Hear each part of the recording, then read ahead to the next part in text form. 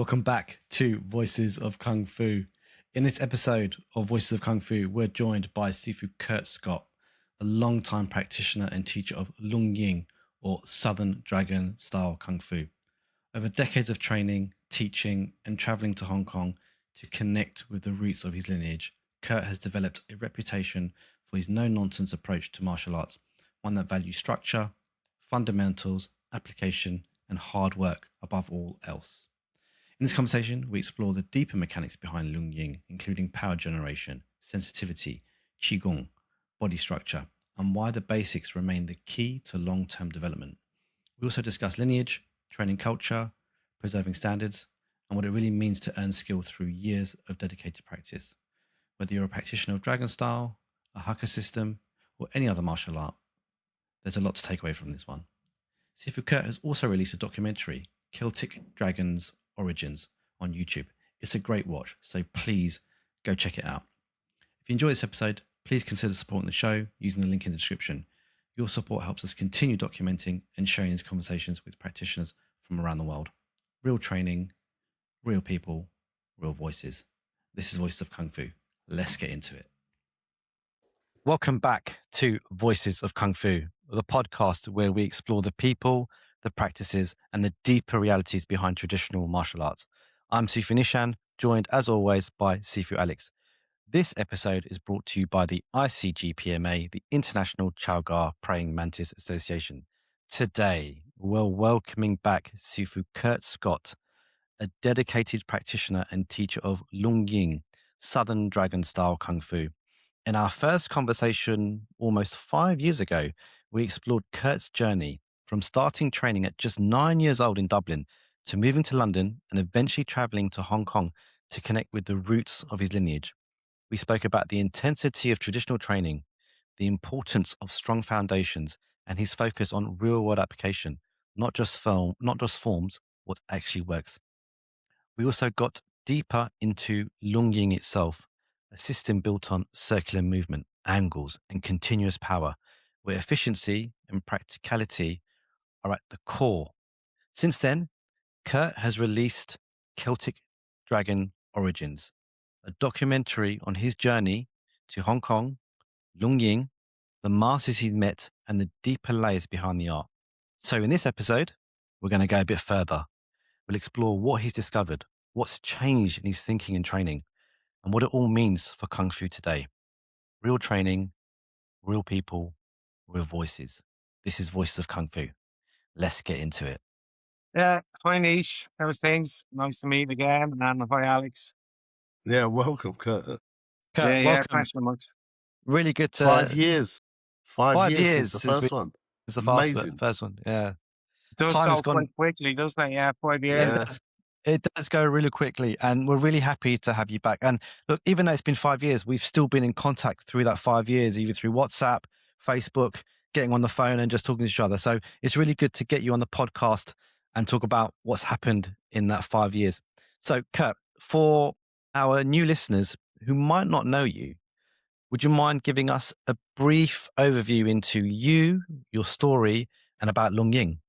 Yeah, so very quickly, I suppose, and as you say, we did capture in episode 1 of the podcast. So people want to go back and see a bit more in depth, you can. But yeah, so basically I started Lung Ying in Dublin, Ireland when I was 9 years old. And as I said, that was just by chance. It was just, it was just luck, I suppose. At the time, very little traditional Kung Fu in Dublin, and I was blessed to find a hack-off system. Trained pretty hard and diligent at it. About 17 years of age, went to London, worked, trained with my Qigong, Kung Fu Sang. He was a well-known master of Lung Ying in London. I believe was the first guy to bring Lung Ying to the UK. So pretty well respected, very well known. He would be in his mid-70s now, so he's touching on a bit, as they say. So yeah, I trained with him for a good few years. Stayed in London for about 6 years, I think maybe 6.5. Could have even been 7 years, I can't remember. But in and around that time frame, training with him was really an eye opener because the stuff that he gave me was very special.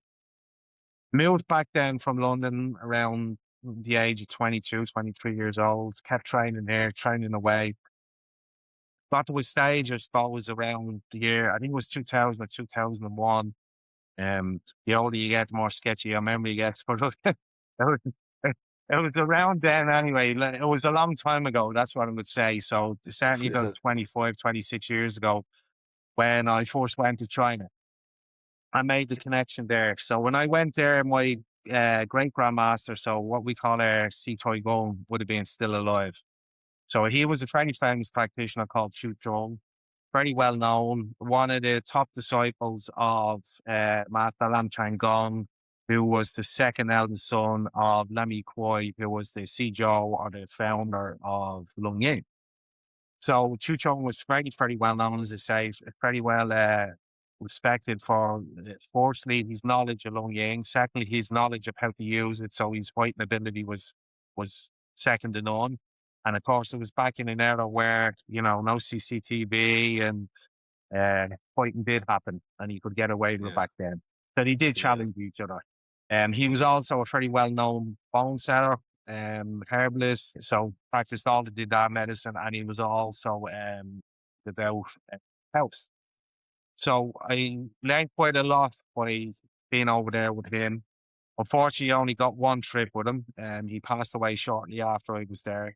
And then the style passed to his most senior, or the one that he selected to inherit the system, or early niche content, who is my seed backbone, who is a man called Quan Yu Long. So since then, I've been training with him. So that's kind of my full background in the martial arts. Anybody wants to know my background outside of that, you can see it in episode 1 in terms of where I learned how to kind of own my skills, I suppose, through door walk and all that type of stuff. Kurt, can I ask a quick question, Kurt? So when you went to China, Lung Ying being a Hakka-based art, were you going to, was it in Guangdong? Is that the area that you'd have traveled to? Or was there a specific area you went to? Yeah, no, I went to Hong Kong. We went to Yunnan. Okay, sorry. Yep. So the history of Lung Ying, like a lot of the systems, it started in China. So it would have started in the Guangdong area, and would have been taught in Guangzhou and what have you. So Lam Yi Kuai would have came to China from an area called Bolo County, which is where he was raised in the 1870s. So we're going back a long time. Of course, when the Cultural Revolution happened and the persecution happened of a lot of the masters, and it so happened that a lot of the masters were against the regime. A lot of them would have been with the resistance. When things got a bit too heavy, a lot of them actually had to leave. You had to leave China. Some of them on their own because they just had to get out. Some of them with their family. Some of them with half of their family and what have you. So it was quite hard on them at the time. So a lot of them would have escaped to the islands all around China. So a lot of them went to Macau, Hong Kong. Some went as far as Malaysia, Singapore, and that's where Taiwan? some of them went to Taiwan as well. Yeah, so all the smaller islands around China would have got the masters there. The masters would have moved to where there was more of a bigger population of them went to Hong Kong actually. So Hong Kong would have got quite a lot. But you would have had certainly even in Taiwan, you would have had the Goshu Federation. I think that's how you say it. So they would have had their own traditional kung fu set up once the masters moved there, and would have had their own foundations and federations and what have you. So yeah. So for me, personally, the Lung Ying, and similar to a lot of Hakka arts, I think would have been very, very strong in Hong Kong. There would have been still some brilliant masters in China, but then there would have been some that wouldn't have retained as much knowledge as well. So they would have been trained to a certain level. Maybe when the masters left, that's where they got there. So some of the systems might have had Sifus that only had a handful of forms or a handful of knowledge in terms of workings of the system, the core principles and what have you. So I think I was lucky that in Hong Kong, where Chu Chung was in Yunnan, he had the whole system and he had the full knowledge. He had got it from Lam Chang Gong, who was, as they say, Lam Yi Kuai's second eldest son. Traditionally, the eldest son would have been the one that everybody looked at. that he was going to be the natural inheritor of the system. It's a little bit different in Lung Ying, and it can be a little bit contentious, so I don't want to annoy anybody. But basically, Lam Ying's eldest son, Lam Gong, he would have a lot of students in Hong Kong and a lot of masters in his lineage as well. But what we know is that he didn't start training until very late in life. So around 48, 49, maybe even 50 years of age is when he started training Lung Ying. So Lam Gong was completely the opposite. He was training since childhood. So he had, developed the style and helped his dad spread the style throughout China and throughout Hong Kong. So for me, he had a very good grasp on it. I'm not saying Lam Gong didn't, but for me, lineage was very strong and had a really good grasp of, workings of the system. So I think I was very lucky to get what I got. To be honest, even when I went there in 2000, 2001, whatever it was, I don't think I had the knowledge I have now. Well, actually, I know I didn't have the knowledge I have now in terms of both physical and mental, in terms of and the academic side as well. I definitely didn't know as much as I know now. But what I know now, I know I was very lucky to be where I was when I was. Yeah, I know that you went really deep into the traditional Chinese medicine aspect, because like where you are now, you run a full-time Chinese herbalist Da clinic as well as a full-time Lung Ying Dragon School, which is amazing. Yeah. So it's quite a lot, niche. Yeah, it's quite a lot. But for me, it was it's hard to explain. I don't know if you ever, you probably never heard the term vocare. Vocare is the Latin term for vocation. It's where the word vocation comes from. And if you translate it, it means to call. So it's your calling. So for me, I very much so believe that ending up in Chinese medicine was my calling, because I left what would have been seen as a very successful career. So I was doing really well. I was middle management in a utility here based in Ireland that employs upwards of 14,000 people, which is a lot of people in a small country. I had a very good job. I was probably earmarked to go higher up the rankings. And I was doing pretty well. I was making good money. But it was the corporate world. Was I happy in it? To be honest, I wasn't. It didn't really suit me. So back about, I think we're going back to 2016, 2017, I made an informed choice to leave. And I decided to follow what I seen as my life path, as they say, my calling, which was to do Chinese medicine. Haven't looked back since, went brilliant, super busy. For a small clinic, one-man show, I think of like close to 600 five-star reviews now, which is quite a lot. So a lot of happy clients. So the acupuncture works very well. I would say the herbalism is kind of my main area. That's where I kind of excel. I really took well to that. It was something that from the very early days, I could pick a herb and I would know it by the scent. And there's a lot of herbs. So it was either something innate in me, I don't know, but there was something there that I had this skill. Who knows? If you believe in past lives or you believe in reincarnation, maybe it's something I've done before. I don't know. But it was certainly something that I took to very quickly, something I managed to become. I don't like using terms like expert because it comes across as arrogant, which I'm not. But certainly was something I became very good at very quickly.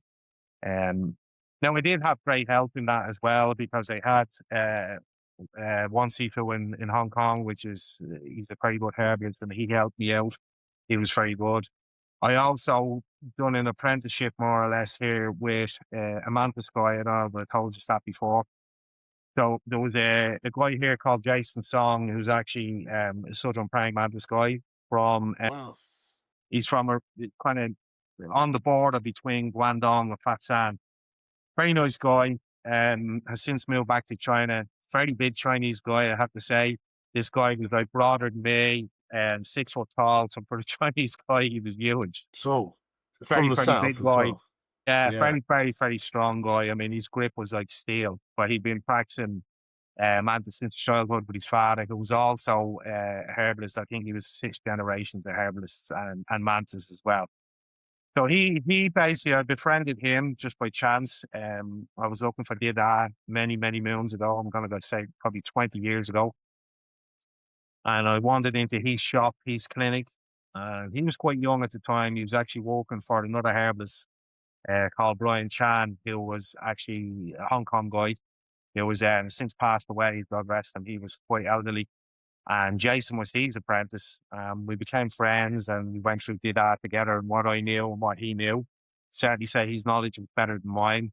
Mine was just what I knew from notes I got through the Kung Fu and what I could manage to pull together myself. And yeah, so from there, basically, when Jason opened his own clinic, which is now the clinic I'm in, so I bought him out. And when he opened his own clinic, I was working anywhere. When you're in kind of middle management in a big company, you work a lot of hours. So I was working anywhere from about, say, 60 to 72 hours a week, which is quite a lot. Wow. Yeah. I was always working, but it's a fairly stressful job, a lot of deadlines. You know yourself, you work in the corporate world, you want a pound of flesh. You get the money, but you get what you want out of you as well. But anyway, I managed to do a bit of a deal with Jason, and I said, look, would you train me? Could I be your apprentice? Could I shadow you? Because I knew his knowledge was amazing. So he said, yeah, look, when can you come in? I said, well, I don't work weekends. So I ended up coming in on Saturdays with him, free of charge, of course, working at my own loss, I suppose. But I was happy to do it because I knew what I was getting was great. So I got a lot of my skills off him, if I'm being honest. He taught me an awful lot about He taught me an awful lot about putting potions and lotions and the cocktails together. He showed me how to make pills and so on and so on. So that's kind of the background in Chinese medicine. And as you say, yeah, that's gone great for me, and I'm doing really well. I've managed to establish a good name here in Dublin. Where's the clinic for anyone listening? So in Dublin, it's in Dublin city centre. So it's in a place called Smithfield, which is kind of the heart of the city. So it's got a lot of footfall. So it's great from that point. It's quite a big clinic. We're the only herbal pharmacy in Ireland, so Chinese herbal pharmacy. Wow. So we actually make up all the pills on site. So you'll have traditional formulas, which won't mean anything to anybody, but you'll have something like, say, weekly WAD, spleen feed deficiency, or you'd have air tang for, say, oedema, water retention, things like that. So we make up all the classics. What we guarantee is that we don't use any bonders or binders, which a lot of the suppliers do. So a lot of the Chinese medicine that comes in via kind of Holland or Germany, it'll come from China, stop there, and then it'll be distributed out. A lot of it, you'd be lucky if you got 20% of the herb in it. Most of it, magnesium and starch. So crazy. When I knew this, I was like, right, well, I'm going to be the first to supply the proper stuff. We're starting here in Ireland. So basically, we grind down the herb, and we put nothing but the raw herb in it with a vegan capsule as well, which we guarantee people get the best. Yeah, so we get good to know. So we know where we can go for a decent supply. Also, just for those that don't know, Kurt's foray into the medicine and his shop is featured in part 1 of the Celtic Dragon, which is on YouTube. So if you want to look a bit more into that, you can watch that. Actually, I'll tell you what.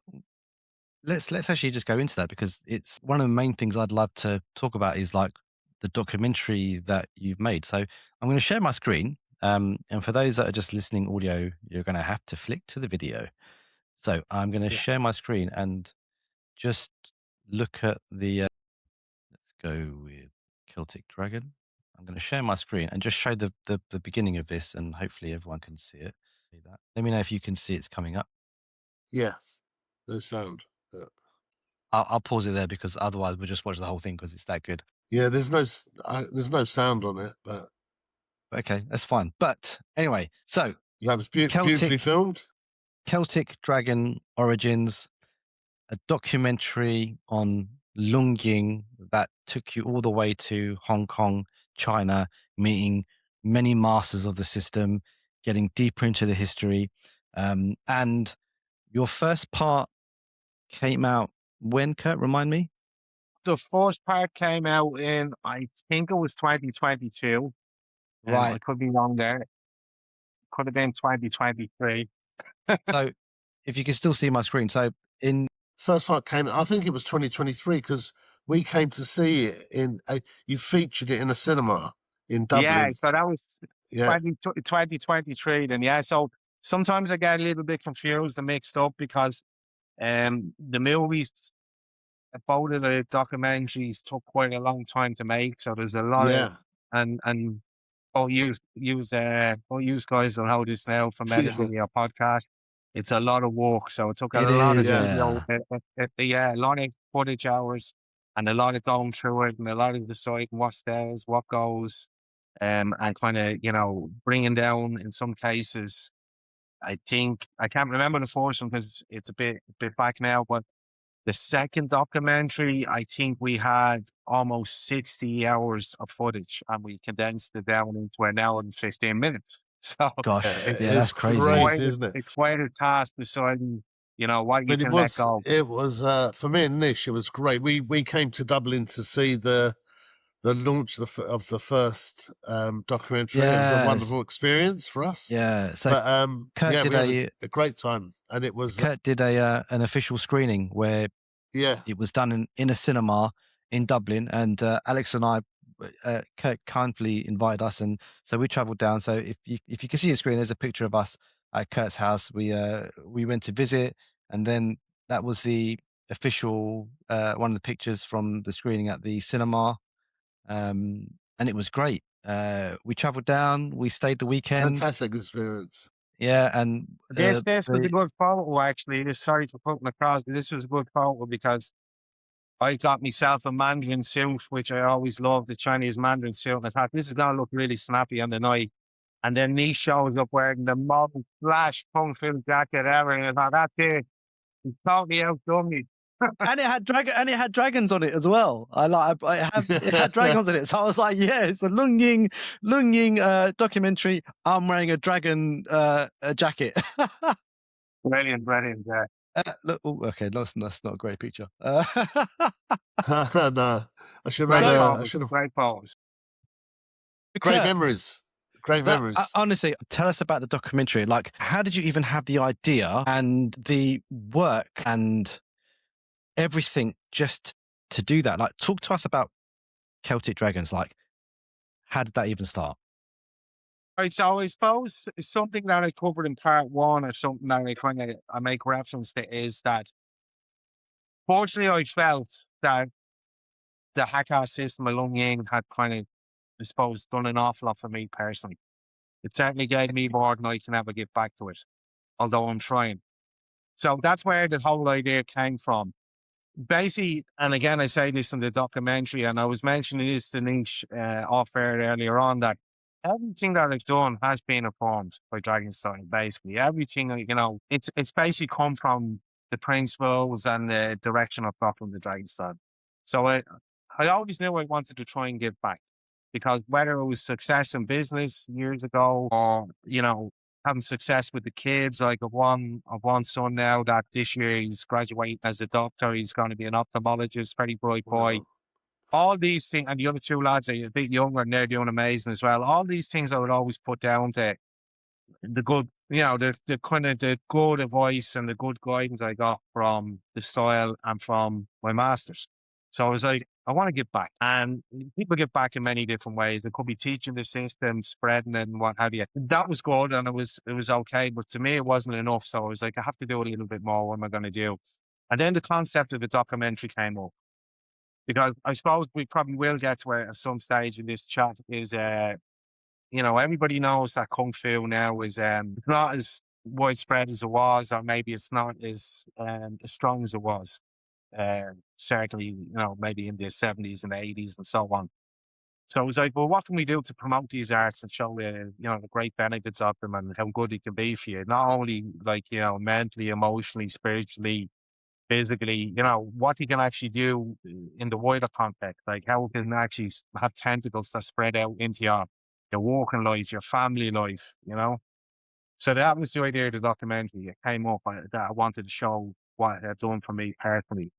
And again, stuff I mentioned in the first chat we had was that I had come from a very rough background and a very rough area. where it would have been very easy just to jump across the opposite side of the track. It would have been very easy to go down the wrong route. But I suppose thanks to God, Allah, Buddha, whoever you want to talk, wherever your God is, I don't mind, to respect everybody. Somebody was looking after me and I went down the right road. So basically, yeah, I said, look, I'm going to do a documentary. And then, like everything in my life, things just seem to fall into place. When I need something, it comes to me. I've always been lucky that way. So when I have an idea or whatever, something happens. So I was treating the guy called Christian, who is the filmmaker, who's a seriously talented guy, very, very talented filmmaker. He had come to me with his knees. So both of his knees were kind of shot. He had a place out in Greece, I believe, and he done a lot of hill walking. He was very into his hill walking. Fit guy, gym guy, very big, strong, powerful guy. But only in his 30s and both the knees were giving him trouble to the point where, you know, osteopaths, physical therapists, physiotherapists, everybody was saying, look, that is more or less done for. It's operation time. Anyway, he came to me. I needled him. And after the first session, I got a text off him saying, God, I feel great. The knees feel so good. I thought, okay, we'll just sit with it and see how it goes, you know? Because sometimes you get quick results, but sometimes it can come back again. So anyway, we treated him quite a few times and we managed to get him right. And he was shocked. And to be honest, I was shocked. I'm always amazed by the power of Chinese medicine, even though I'm so long practicing it. It just is amazing that science that is so old, so effective. So, you know, you could go into all types of, you know, theories there as to why it was so detailed all these years ago, you know. But anyway, he managed to get better. And I think it was the last time I was treating him. He was chatting away to me and he was saying, God, it's really fascinating what you do here. He says, you know, you know, where did you get all this knowledge? So I was telling him about Hong Kong, I was telling him about China, telling him about different people that had mentored me. And he was like, would you ever consider making a movie? And I said, I've been thinking about it, I said, for quite some time. But I said, being kind of the perfectionist that I am, and I had mentioned this to you, Nish, as well, some people might call it OCD, but when I do something, I need to make sure it's right. I can't have a half-assed job. It's either 100% or very close to 100% or I won't do it.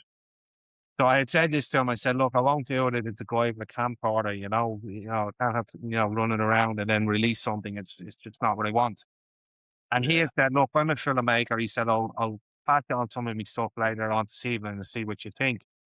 So I got some short clips, and the minute I started watching the first one, which was, he had done some work with a ballerina here who, very talented young Irish girl who was, she was teaching kids that had autism and different things like this to show them how, you know, using their body and how doing all this physical work would relax them and basically make them more controlled and more concentrated, that you wouldn't feel so, I don't know the words I'm looking for, maybe hyper, would relax them down basically. And she was very, very talented girl and she performed in, you know, the Russian ballet and all that type of stuff. And once I seen the clip, I was like, well, this is really good stuff. This guy knows what he's doing. And it turned out he was a one-man show. So he's the full production team. He does everything from the shooting the movie to the audio, to kind of, you know, sharpening that, to the music, the tracks, using the tracks, putting them in where they go, the chopping and slicing the movie to make it kind of have, you know, a fast pace so you won't get bored basically. So he knows what needs to go where. Very, very talented guy. So yeah, I started working with him and that was kind of part one. The ideas and then most of them were mine. So I knew what I wanted. And a lot of it actually came from things that had inspired me years ago. So even the opening scene you show there, I can't remember the movie, but when I was a kid, I'd seen a Shaw Brothers movie. It reminded me of that. I saw that and I was like, that's a Shaw Brothers intro if I've ever seen one. So I can't remember the name of the movie because I haven't seen it since, but when I was a kid, I could remember this fight scene with these two masters that had like the old kind of, was it a boxer haircut? They had this old haircut and they were both in kung fu suits and the room was very dark. So it was like a dark room or a blackened out room. And every time we moved, you could see the glint of the white collar, the white sleeves on the jackets. And I explained this to Christian. He was like, wow, this is a great concept. I love this. So we just literally went into my skill. We blacked out the windows. We put a little light hanging up and off we went. And he said, look, Kurt, just freestyle it and whatever we get, we get. And that was it. So that was basically the intro. That was the opening. And after that, then we just put in what I wanted. So it was basically to explain what the style was, to explain the benefits of it, and to show how it was useful in a fighting context. So it was good for self-defense, and to show how it was good for health. We showed the clinic then as well. So we kind of, we kind of trajectory into that. So how I ended up in that end of the business, I suppose, how I ended up in the Chinese medicine. And yeah, we showed everything really, as much as we could, all based in Dublin, finishing up with ending up in London with my grandmaster, who I said has been a huge influence on me. And I was very, very lucky that he allowed me to show a section of him doing a form at the Chinese New Year as well, which he was over 70 in. And the way he was moving with the power he was moving at his age, for me, is phenomenal. Absolutely phenomenal. So again, it was just like, that shows the longevity. That shows the Kung Fu and how special it can be, you know? Yep. I believe that too. I think it does touch onto that thing, a question, just as an interjection. But what do you think people do Kung Fu? You know, we've got all the things that you mentioned, there's fighting and all the rest of it. But in general, you know, what is in Kung Fu for people to want to do it? So, this is a really interesting question, and it's the one that everybody should ask themselves before they actually start it, is why do I want to do Kung Fu? What do I want to get from it? And it's not only about getting, as I say, it's about giving back as well, but that might happen later on the journey. But I suppose, look, you could break it down into many areas. I mean, we will all know, you'll see the guys that want it for health, that want it for fitness and wellness, and that's absolutely fine. So the guys that want to look after themselves and the whole practice, and I have quite a few students that fall into this category. The whole practice is for like self-cultivation, improving the health of the body, improving the health of the mind, and that's absolutely perfect. That's it's a good reason to do it.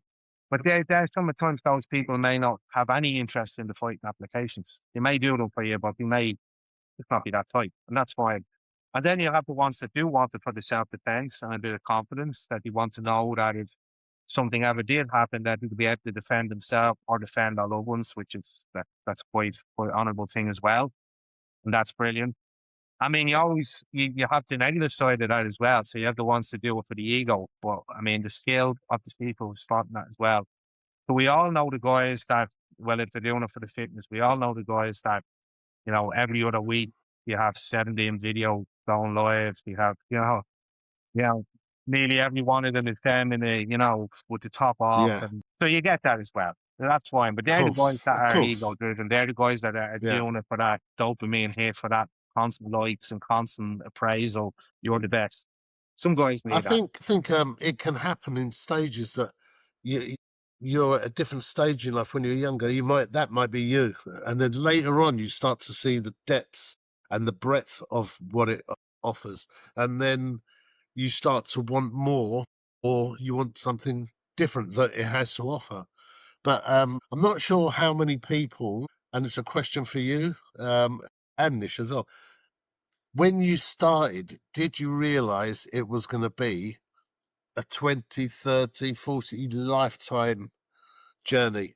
Or was that in your mind? Or because I think a lot of people don't actually realize they start, it's just something they do.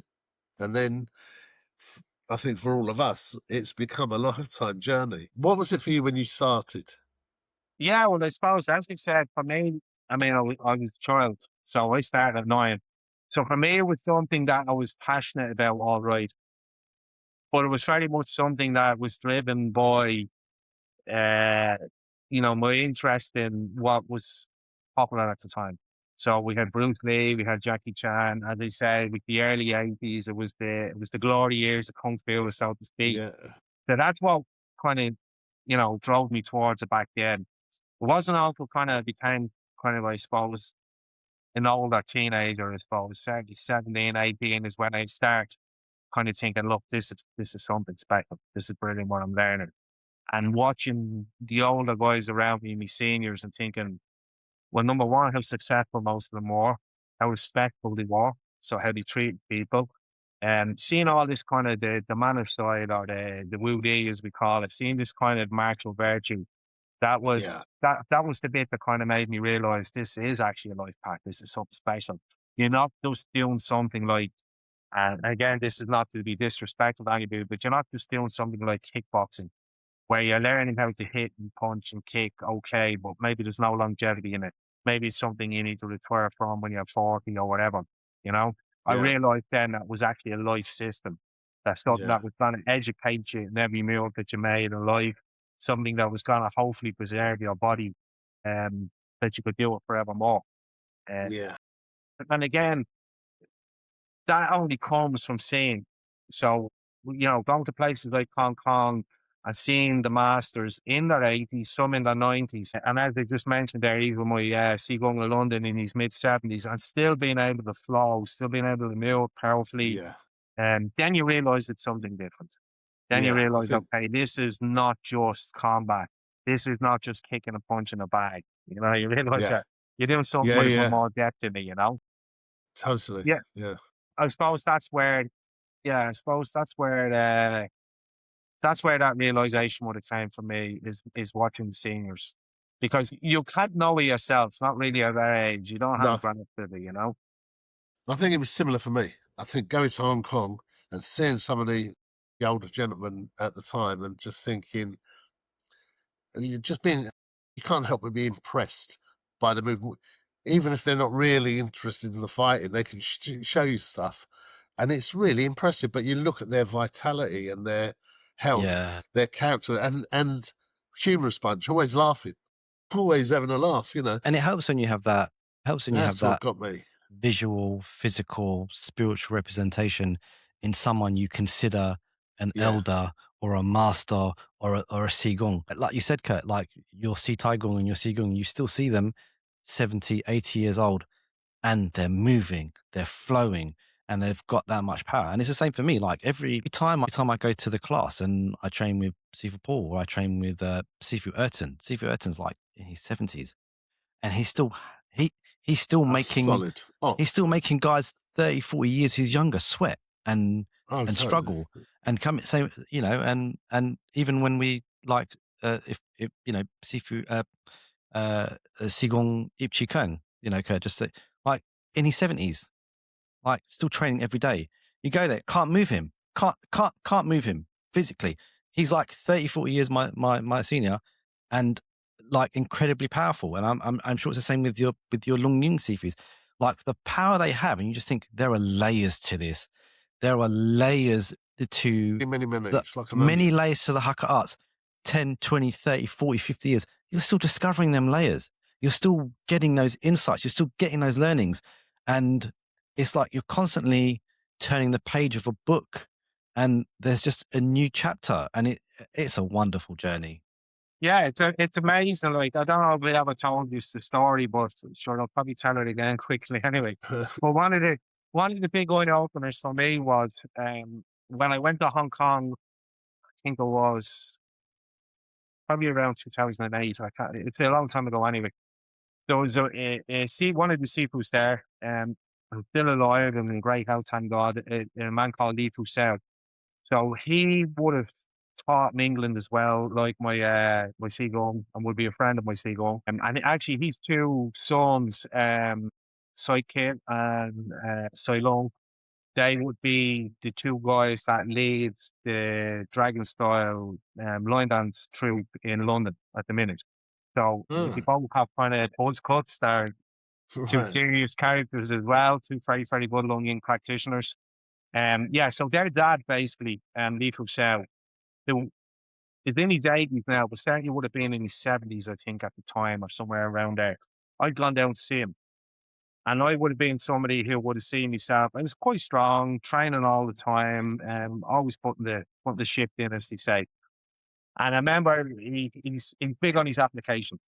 So he's one of these Sifus that if you ask them, can you correct me on this form, or can I see this form, or what have you, he doesn't remember them. He doesn't remember a lot of the forms. He's at a stage where he's only interested in the techniques, the singular techniques and the application. And that's what he's really, really good at. So I done some application with him, and it was about 5 in the evening. We were on his property and we were going through the techniques for maybe about 2 hours. I'd left there and went back to the hotel. I was staying in the hotel and we had a few drinks and slept the night, got up the next morning. And I would have been somebody that would have done a lot of wearing body, so a lot of conditioning, a lot of that type of stuff.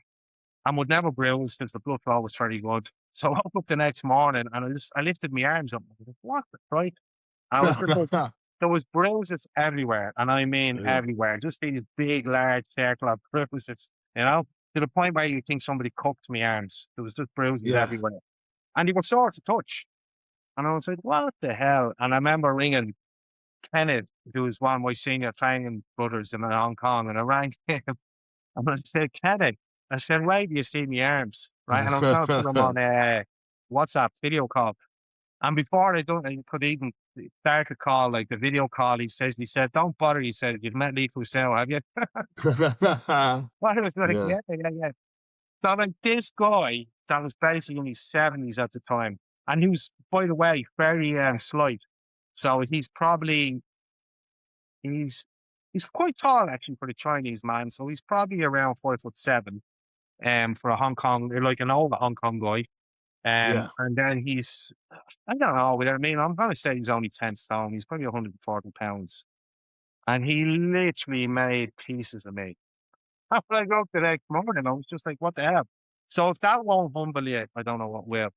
Yeah. I mean, for me, it was like, here I am training whatever, go from 1984 fast forward to maybe 2008. I don't know how many years that is, but it's a long time training. And, you know, I'm training a long time, I'm very diligent. I train every day, never miss a day. And this guy just, with the energy, the chi he has, and that real shock power that people talk about, or the real fagging that people put up their videos and say, here's fagging. It's not fagging. Yeah. This is the real fagging that takes years and years and years to develop, that you can't fake, you know? You can put all the great video edits over it, but fagging can't be fake. But it's not having in abundance, you know? And as you said, smashed me up. So for me, that was so humbling. I was like, this is where you can get there if you want to keep training, you know? Amazing. Yeah, it is. They're the inspirational kind of episodes that make us hungry again. Well, it is because, you know, I've got the likes of my students, and again, this is not to come across egotistical, but I've got my students who will train with me, and if we cross hands, they're going, well, the power, well, you bruised me. Well. And I'm going, yeah, but hang on, there's this guy in Hong Kong who can do the exact same to me. So as you say, we've got levels and we just keep climbing. Totally. It's like a staircase. Yeah. If we're willing to keep that cup half empty philosophy, we can always keep adding. Yeah. We can always keep adding. It's amazing. Always, again, stay humble and realize there's another step. There's another step. There's another step. You know, where you think, you know, you may have achieved a great deal, but then you look and there's someone right at the top of the staircase, you know, far, far away, and you ain't nowhere near them, you know. Exactly. And, you know, it's like even, and I suppose the point that I can cover as well, like even when you look at, I suppose, the state of Kung Fu now at the minute, even when I go to Hong Kong for it like Hong Kong is, and why I put it in documentary too, like the origins, Hong Kong for me is it's the Holy Land. It's the sacred place, right? Would you say Hakka Kung Fu, or would you say all Kung Fu? Hakka Kung Fu. Yeah. Okay. And the only reason I say that, and again, it's not to be disingenuous to anybody, that's only because all I know is Hakka Kung Fu. Yeah. It's your personal experience. I feel that Kung Fu with the greatest respect to it. And I could see a system of Northern Shaolin, or I could see another Southern Kung Fu. And I don't really know what I'm looking at. I can have an appreciation. I could say, okay, that looks fast, that looks powerful. But I don't really understand it in any depth, where I have it, even with the Lung Ying is my art, but even with the hack art arts, even looking at mantas or looking at back me or whatever, or looking at Mogar or whatever, I have a good idea. I have a fair idea of who's here and what's what. So I can say Hong Kong is like, it's like the Holy Grail. But then it's also disappointing in some ways to me. And that is something I didn't mention in the documentary because I didn't want to put a negative spin on it. Yeah, that was actually going to be one of my questions. Were there anything you didn't put in the documentary? So this is going to be interesting. Yeah, well, I mean, it's certainly something that I didn't put on video, and it's something that I didn't want to highlight. But even within my own system, I have gone and seen students where I go, well, because they just know they don't get it and they don't understand it. There's some guys even, and they're Chinese, because let's be honest, just because you're Chinese doesn't mean your Kung Fu is good. Good Kung Fu comes from hard training. That's why it's basically, that's why it translates as hard work. Work, If you don't put the shift in, it doesn't matter where you're from, who you are, what lineage you have, or, it just doesn't matter. It doesn't matter. But I have seen guys, as I say, in Hong Kong over the years where even performing on stage or even just exchange the techniques or whatever, where it's disappointing because they don't do any of the fundamentals. They don't have the basics. You look and you think, okay, the stance is wrong. The power generation is, in some cases, not even only wrong, but not actually there. So it's very pedestrian. Yeah, so like even the performance, when down, they do a performance, it's like, some people you see there's no spark in there. Yeah. So like obviously we know, like even in terms of the Lung Ying, and it's similar to some of the Hakka systems as well. Ours is different, as they said in the interview we done before, because we're kind of waste surgery. We generate from the waste. But like to understand the body mechanics for that, you're sending the power from the roof, from the foot, when the foot grips the ground. So if you think of in some languages, you don't actually have a translation, or you don't have the word toes. You call them fingers. And I kind of like that.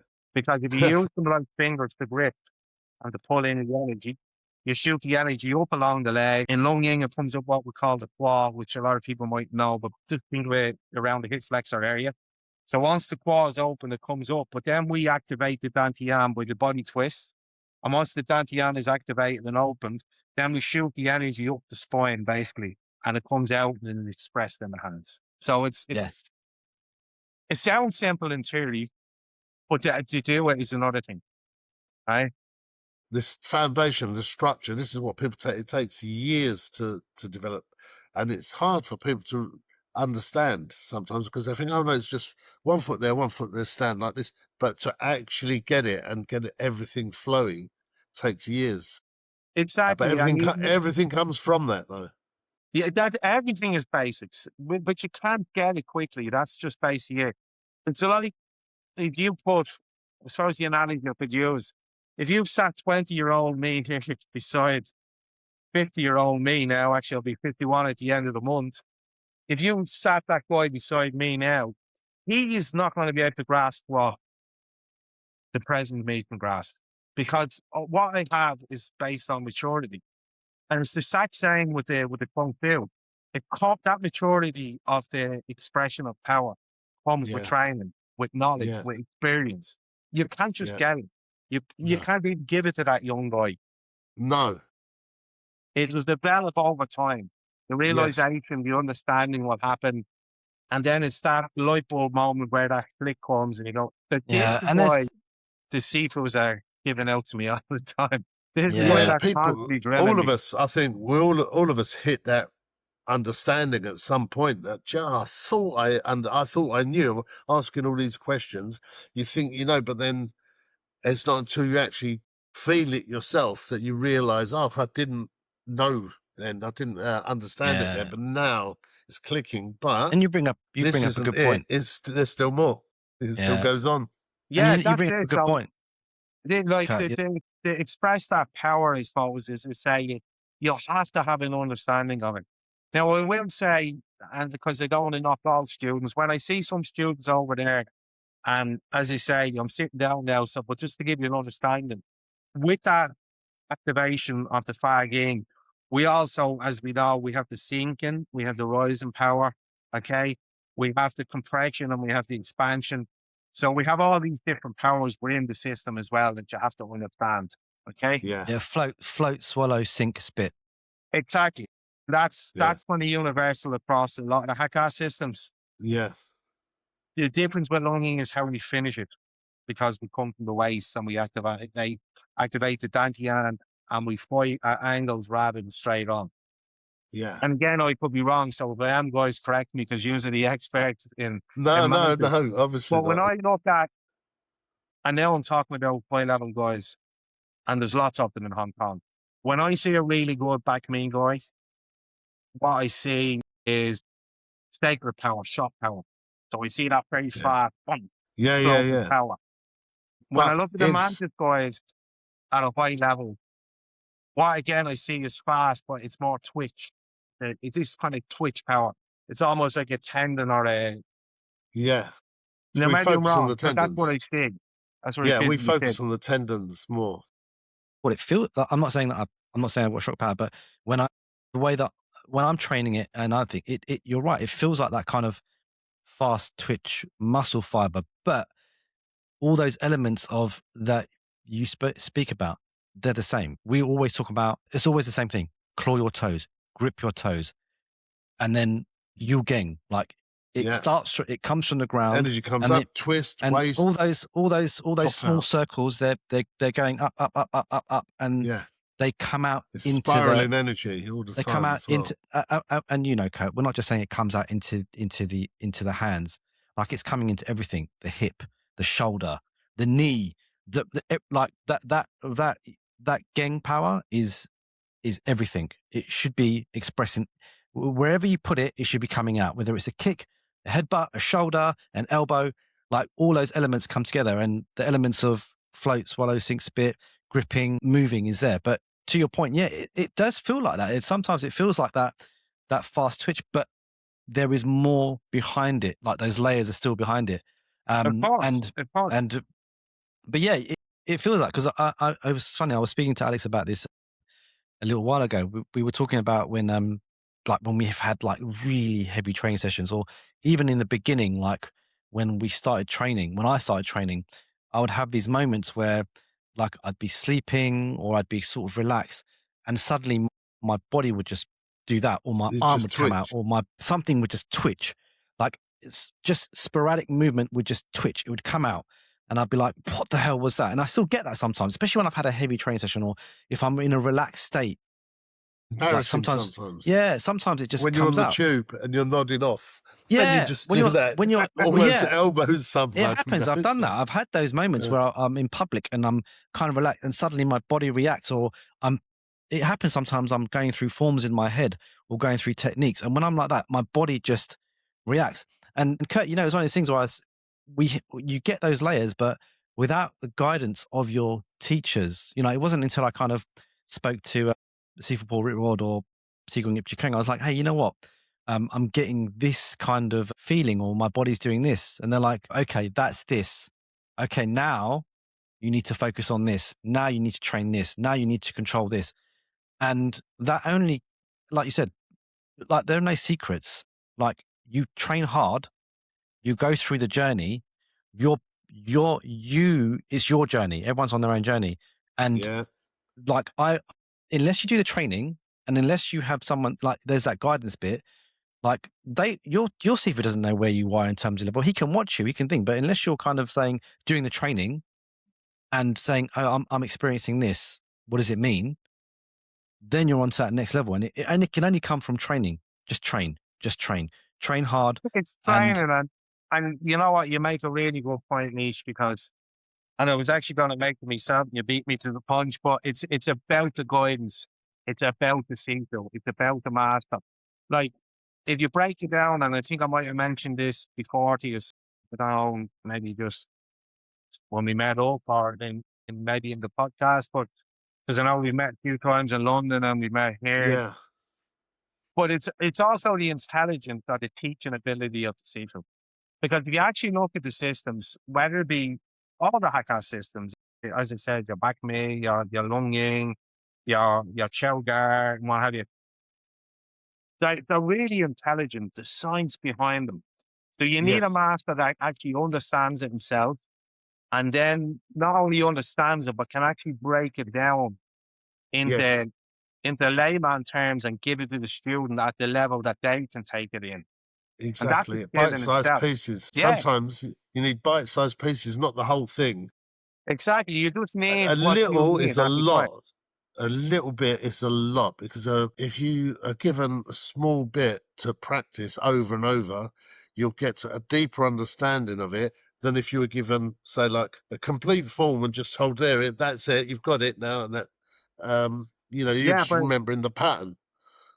But going deeper into little bits. That's the point of getting it, Alex, is that it's like, on an intellectual level, it's something that different students will have different abilities to grasp what they can grasp. And you have to, as you say, styles. You have to kind of feed them little bits at a time. You drip feed them based on what they're able for. And each one in a different way. Yeah, because some people need like to feel it. They're tactile. They need application. Others need the words that they can. Others build a picture in their brain. There's, we've all got different learning styles and stuff. Yeah, so, and then when that clicks with the actual physical doing of it, that's when you get the realization. But it's like, I do see things. I mean, yourself with social media, there's stuff up that's brilliant, and there's stuff that's absolute rubbish. And I see some of the stuff and how you try to explain some of the stuff, and you're like, right, this is in a lot of cases, it's fundamentally wrong. So we all know about the power generation, and some people put stuff up, that's just wrong. So it's bad information. So that's the skill of the Sifu, as you say. When you go to the likes of Sifu, with Rod, obviously called, obviously everybody knows his journey. He's got light years doing it. So there's no way some pretender that comes in 5 years is going to grasp what he's grasped. It's just not happening. No. And that's why we go to these guys, and that's why we can listen to these guys, because we know they have it. Yeah. And then you see, as you say, like, simple terms. You say like the term of the song, the relaxed power. Yes. Right? There's a misunderstanding straight away. People call it relaxed power, and it's not relaxed power. It's not. It's not. So people put these terms out, and they don't even know what it means. They haven't trained it. The two words I think that are most commonly misunderstood: relaxation, or being relaxed, and tension. Put some tension into it. It's like those two, they don't translate at all, if not not at all. And so you have to try to get people's head around understanding they're concepts, two different concepts. And once they start understanding that, they can move on in their path a lot more efficiently. And again, my Cantonese is not brilliant, so forgive me, but is it part of the term, obviously, the term Ting Jin. Ting Jin, You can't really have song without Ting Jin. Well, at least that's how I teach it. Because you can't understand that relaxed power, if we want to call it that, but we can actually go into that a bit deeper. You can't really understand that without understanding the listening or the sensitivity. Yeah. Because where you actually learn about that, and it comes back to the fast switch fiber I'm talking about, because that's actually there. Where that movement comes from, or that idea of, again, I'm going to use a very philosophical one. The idea of steel wrapped in cotton. We've all heard this. Yeah. Right? It's the same concept. If you want to understand it, you have to have the sensitivity. You have to have done your sensitivity drills. You have to be able to feel when something comes, of how you react.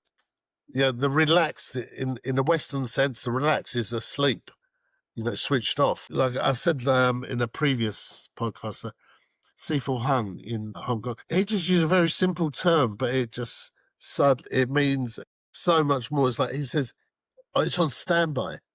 It's not relaxed, it's asleep, it's on standby. So you go from standby to bang, 100. Turn the dial or something. It's like it's ready, always engaged. It's ready. Yes, ready.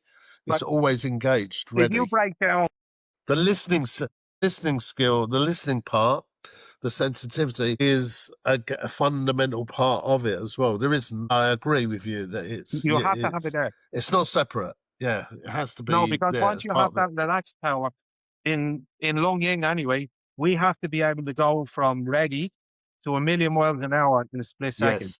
So we have to be able to bang and you're gone. That's it. Yeah. So, and if you don't listen, you haven't got that listening skill, the sensitivity, you're going to miss The bogey Exactly. break. And the two ways to break that listening skill is one is you say you're floppy. So you think you mistake soft power for weak or fragile. Yeah. And the other side is you mistake the idea of relaxed tension, which some people use this term as well, which is wrong. Yes. Yeah. So you're too stiff. Yeah. And then you don't get to react Not fluid. the signal doesn't come from the brain to the hand quick enough. So it doesn't work. With Manis, the concept one of the concepts we have as well is Umgeng, the hidden power. They call it dark or hidden power. I'm sure you have it in Dragons World. And one of the concepts of that, the idea is to conceal your power so it can't be easily read by someone else. So that's a way of overcoming their sensitivity. And there are practices for it. Basically withdrawing the energy back to the joint, the elbow, where it can't be read. If it's in your arm, it can be. When you we do the withdraw it same back. thing. We also lead. So it's actually like I don't know what the English word. So it's like we bring someone's power to us. Yeah. So it's coaching somebody in. Yes, we bring their power to us so we can use it. Right? Yeah. So there's lots of ways of doing it. But if you think about the term of even cotton or steel wrapped in cotton, a lot of people don't grasp it or don't get it. Yeah. They don't get it right. Yeah. And actually, even there, I correct myself because it's not really steel wrapped in cotton; it's silk wrapped in cotton. That's what it should be. If you think about it, that's more so what it is. Because if you think about steel, it's solid, but it's unless you move it, doesn't do an awful lot. It can stay there and it can be hit. Whereas if you think about silk, when you stretch silk, how strong is it? Yeah. It can move, actually quite clever. Yeah. It can go where it wants to go. But you try to rip silk, you're gonna have a hard time. So that's more what you're likening the tensile strength in your fascia, in your ligament, in your tendon. Yes, it makes more sense. Yeah. So it's really sense. And the cotton again, people mistake cotton sometimes. And I've heard guys on the internet saying this as well, and being like, "Oh my god," they liken it to foam. So they're like, "Oh, you bend the shape of strings, but it comes back," and that's completely wrong as well. Because that uses the concept of the Ting Jin, of the listening. Cotton means that when you go inside the cotton, it'll form to your shape and go with you. So that's more what we're looking for with that tensile strength under it. So that's silk. So it's more silk wrapped than cotton is what we're really looking at. And the whole point of that is as well, it's deceptive and the other side that they again cannot read it because the silk is hidden in the cotton. It's like he cannot gauge how strong it's going to be because there's nothing to gauge it with if it's relaxed, It's relaxed and then it's instantly it's ready to go. As you Yeah. say, a lot of the Chinese words don't translate very well into English, and that's why sometimes we struggle to teach it. So I've actually, over the years, sat with some of these trying to make sense of them myself and break them down into better English and into a better understanding for my students. And I'll go back to Hong Kong and I'll say to the instructors, look, here's what I'm thinking about this. And they'll tell me straight away, yeah, you have it there, but that's bang on. Or, no, you're completely wrong. This is where we need to go with it. And that's what you need. So you need the skill of the people. We always need a guide. And you need the people to be humble enough that the people doesn't think, well, I know it, I understand it all. The people has to be willing to always learn as well. That's what I personally feel. Yeah. Like you said, I'll be 51 at the end of the month, and I'm hoping by the time I'm 60, please God, it goes that way. But if I'm 61, 71, 81, I'm hoping I'm always going to be open to learning and more. still learning. I love that. I'm sure you will be. I'm sure you will be because you've got that. You've got that character. All these understandings are really important. Again, something I mentioned there, and I know it's a buzzword now as well, is the whole, and it ties into our idea of what proper Kung Fu is as well, is this idea of fashion. And I hear it everywhere in the Qigong world because I teach the Qigong, the medical Qigong. It's bullshit what people are putting out now. And it's showing serious lack of understanding as well on their behalf of anatomy and the science behind energy cultivation, energy expression. You just don't understand it. So it's just like I say, when I hear people on video saying align your fascia, and I'm going, what? No, Can't yeah. align your fascia. Are they You get the talking structure about? right for.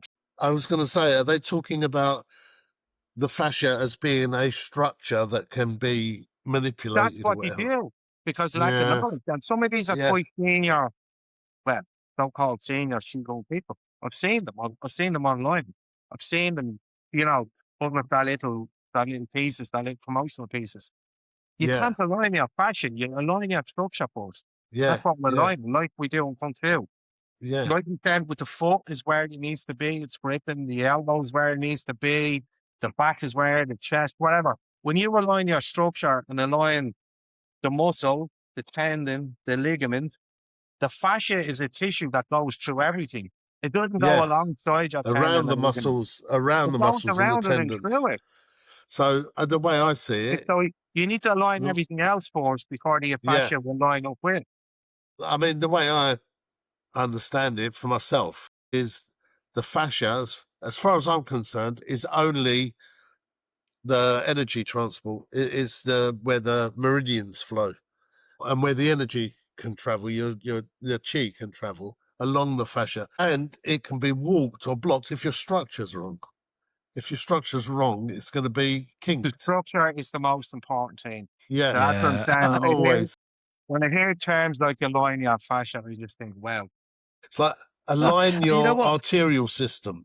yeah, Yeah, and Kurt, I think even that piece of structure still comes back to those not just those two, but those two fundamental qualities of song and Ting Jin, because that's describing how the body and awareness should work together. So, like you were saying, song is often translated as relaxation, but it really means just releasing like unnecessary tension while maintaining structure. So absolutely. the body is loose, it's connected, but it should be able to move freely without stiffness. And that is what, Instantly. yeah, like you said, just to go. And It's this is instantly. what from my understanding, this is what allows the force to travel through the body without being blocked by tight muscles, without being blocked by like proper tension. And the Ting Jin bit that you were talking about, this listening energy builds upon that sensitivity, that ability to feel, interpret an opponent's force and intention and that kind of direction through contact. So when the body is in the state of song, it becomes more receptive, it becomes more sensitive, which enforces and enables that listening energy. And so together, they allow you to have that structure. They allow the practitioner not just to clash with force on force, and which is beautiful in Lung Ying, but to adapt, redirect, respond with that timing, with that precision. And that's so important in Hakka arts, right? Because you've got to rely on angles, you've got to rely on continuous movement, you've got to rely on that song and that Ting Jin and the other concepts that come into play.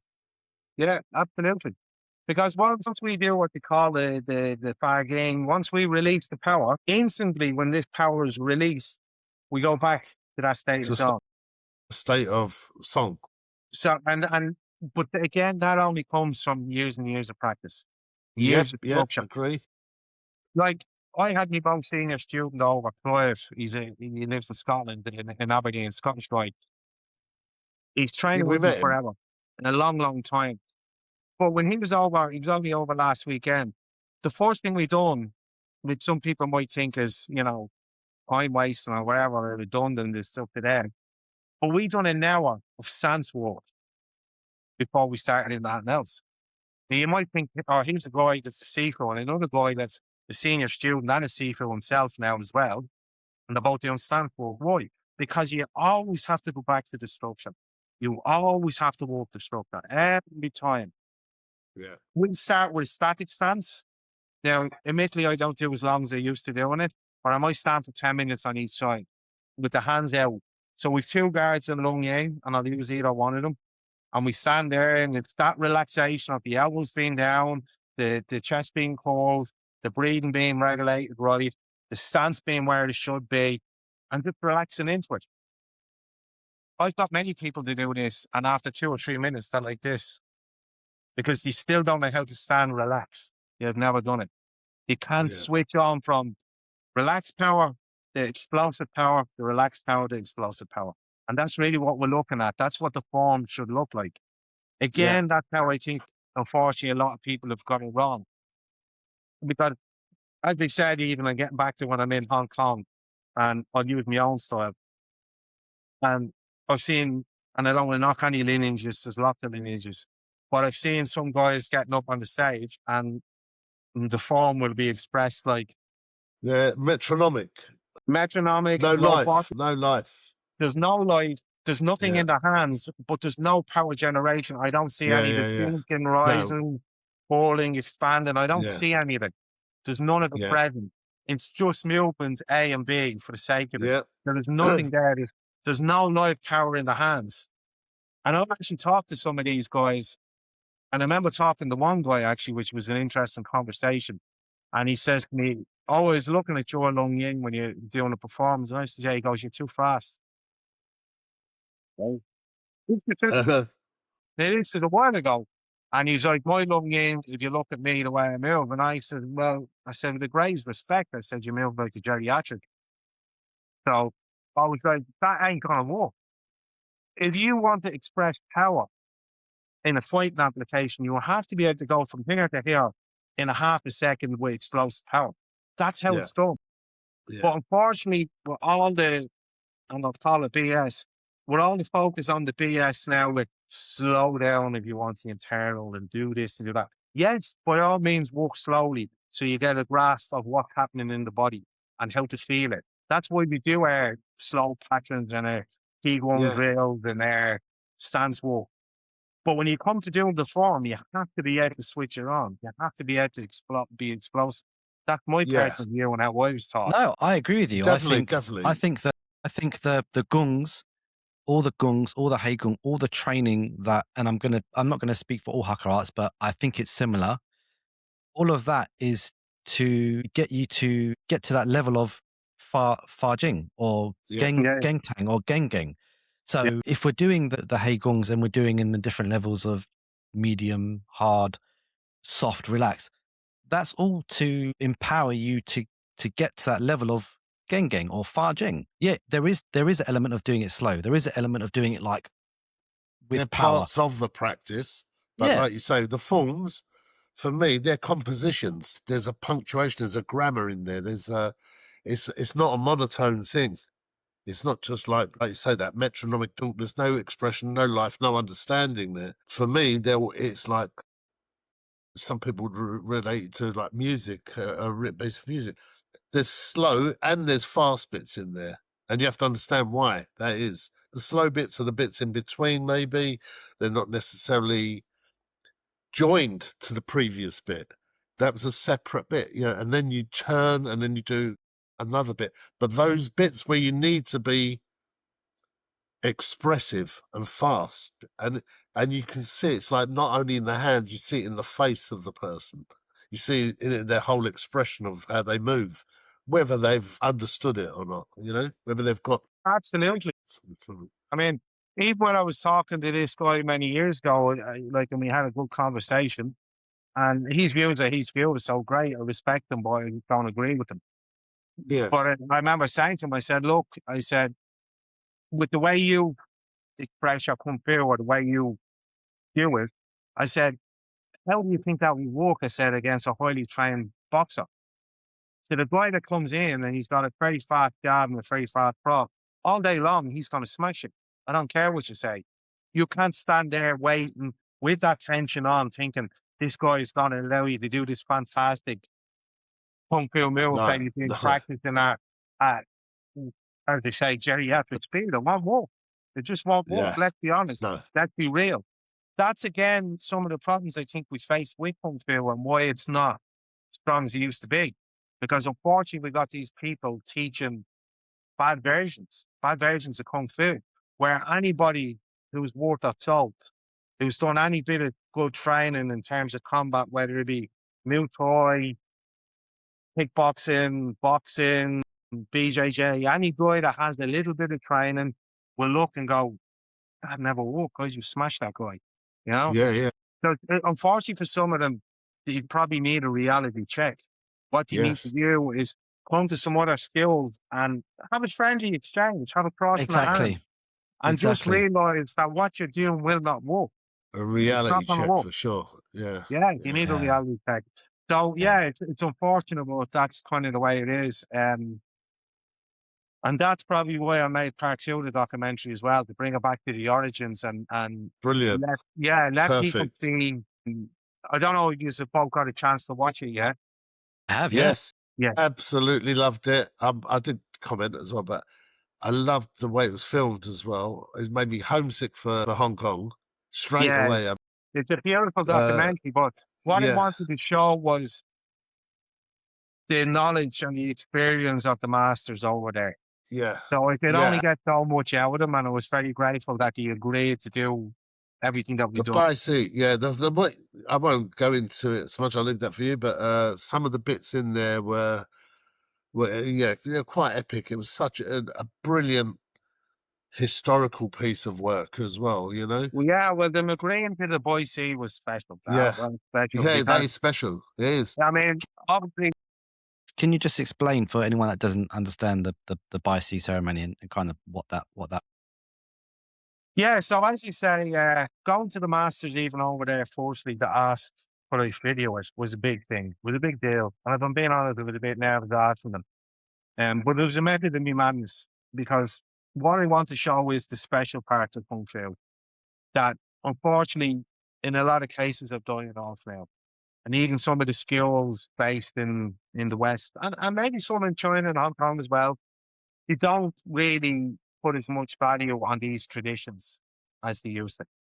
Yeah. That to me is, yeah, it's very sad to be honest. So that's Yeah. why when I went to the Masters, I was like, can I video voices? Because we've never videoed one before, certainly in the Lung Ying. As far as I know, I'd never seen a full one videoed anywhere.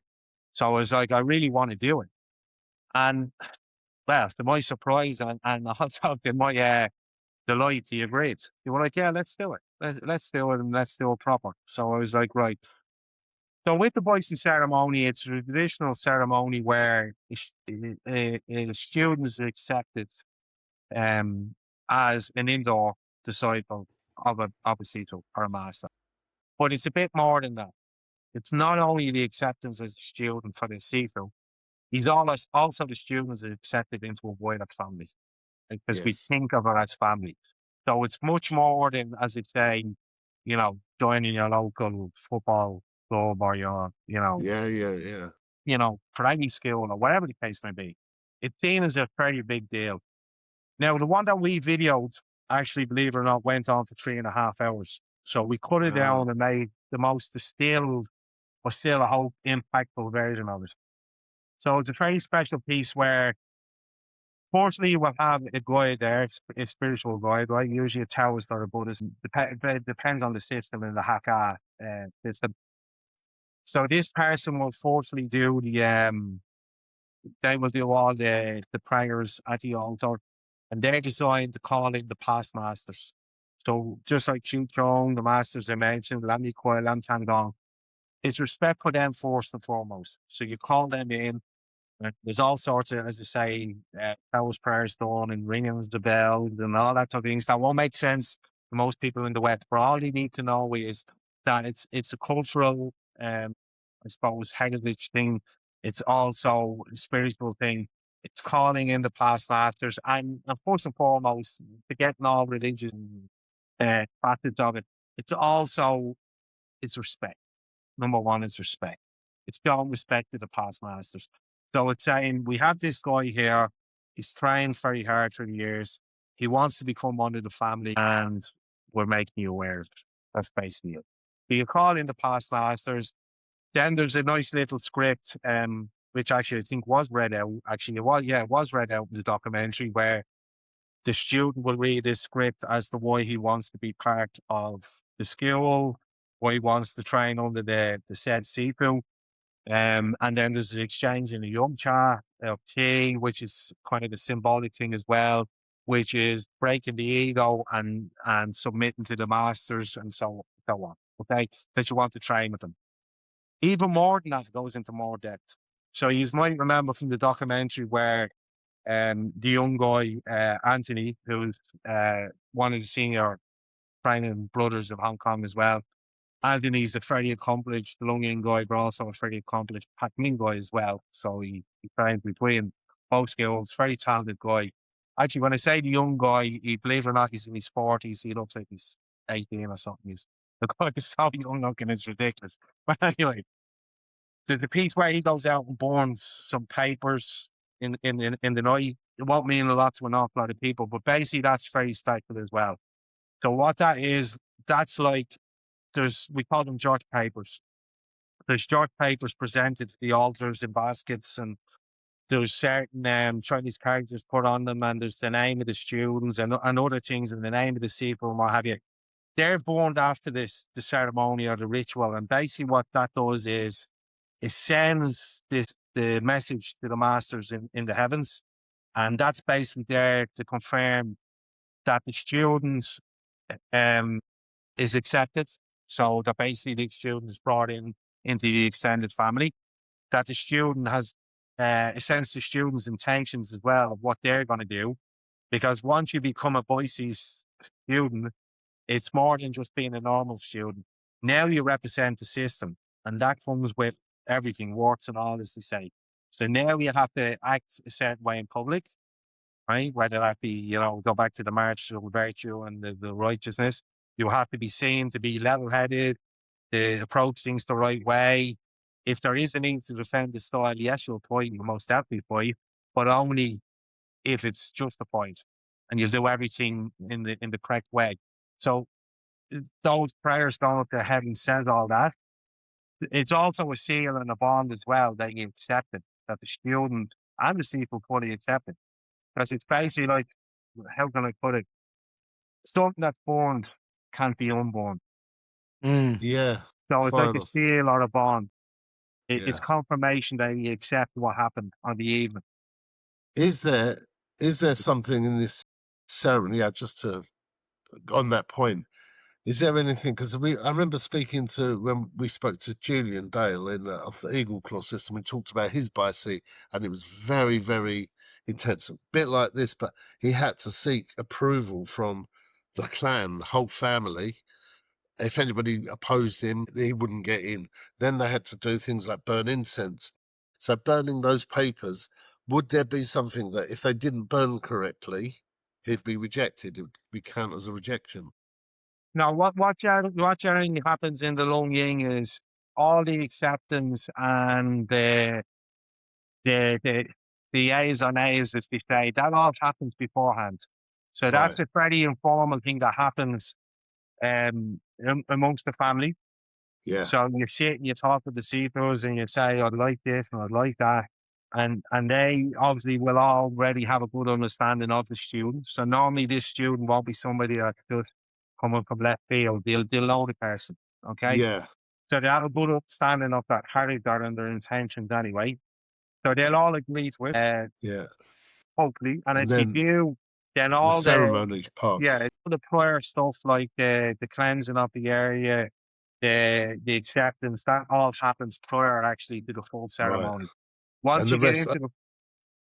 Sorry, I was going to say that. And as you get into it, it becomes ceremonial.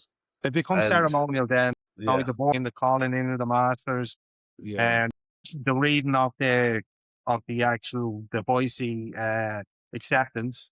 Okay. Yeah. It's like the letter of acceptance or the letter of discipleship is probably how we say it. Okay. That's all done.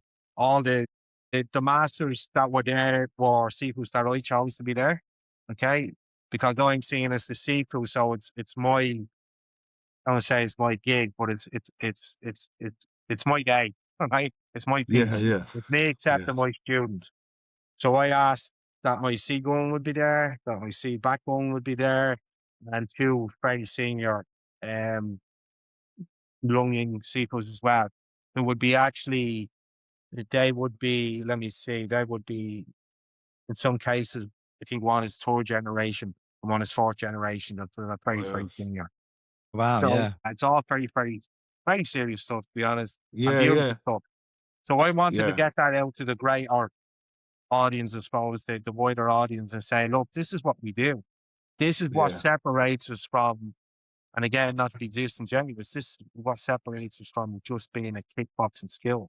We're not just over there practicing combat. We have all this cultural richness, all this beautiful piece that you can go very deep into, or you can just touch on whatever you want, but it's very special. Very, very. And the base is just a facet, one facet. There's many facets to the traditional system. You know what was interesting, Kurt? When I was watching that Bai Chi ceremony, there were some links I was seeing with, and Alex, you can correct me on this one, but you know, Qigong Ipsoi used to do something called Wafu, which was like the spiritual healing, and that piece of calling down the masters to help with the healing, and then the burning of papers to thank them. And I'm not 100% sure on thing. Yeah. The similarities there, I was like, wow, that looks like similar in terms of what you would do with Wafu in the spiritual healing side. So there is a deeper connection there, I think. Yeah, absolutely, absolutely. So when you kind of get into the more spiritual side of things, and if you talk about, and call it like it is, when you talk about exorcism, which is basically casting out bad spirits, okay, generally what it's slightly different because the people that are present, firstly, will be very strong character. They have to be very, very strong character. So number one, spirit can't take them over. That's the belief of it. They'll all be given some kind of Josh with some kind of inscription on it. Okay. Yes. These will be held to the body, and these are basically like protections. You can think of them as pretty cool. Yeah, as protections. It's to stop them getting possessed, basically. So that's very, very deep kind of cultural, spiritual, ritual kind of. A lot of it steeped in Taoism. It's So that's kind of Did you say? Did you say a Taoist guy comes to is quite often leads the ceremony? The ceremonial stuff? It can depend on the skill. So it'll be a spiritual guide, basically. It can be a guy that's trained in all the verses and all the prayers and all the mantras that are said. So it could be a Taoist guy, it could be a Buddhist guy. And so that's basically generally how it's done, you know.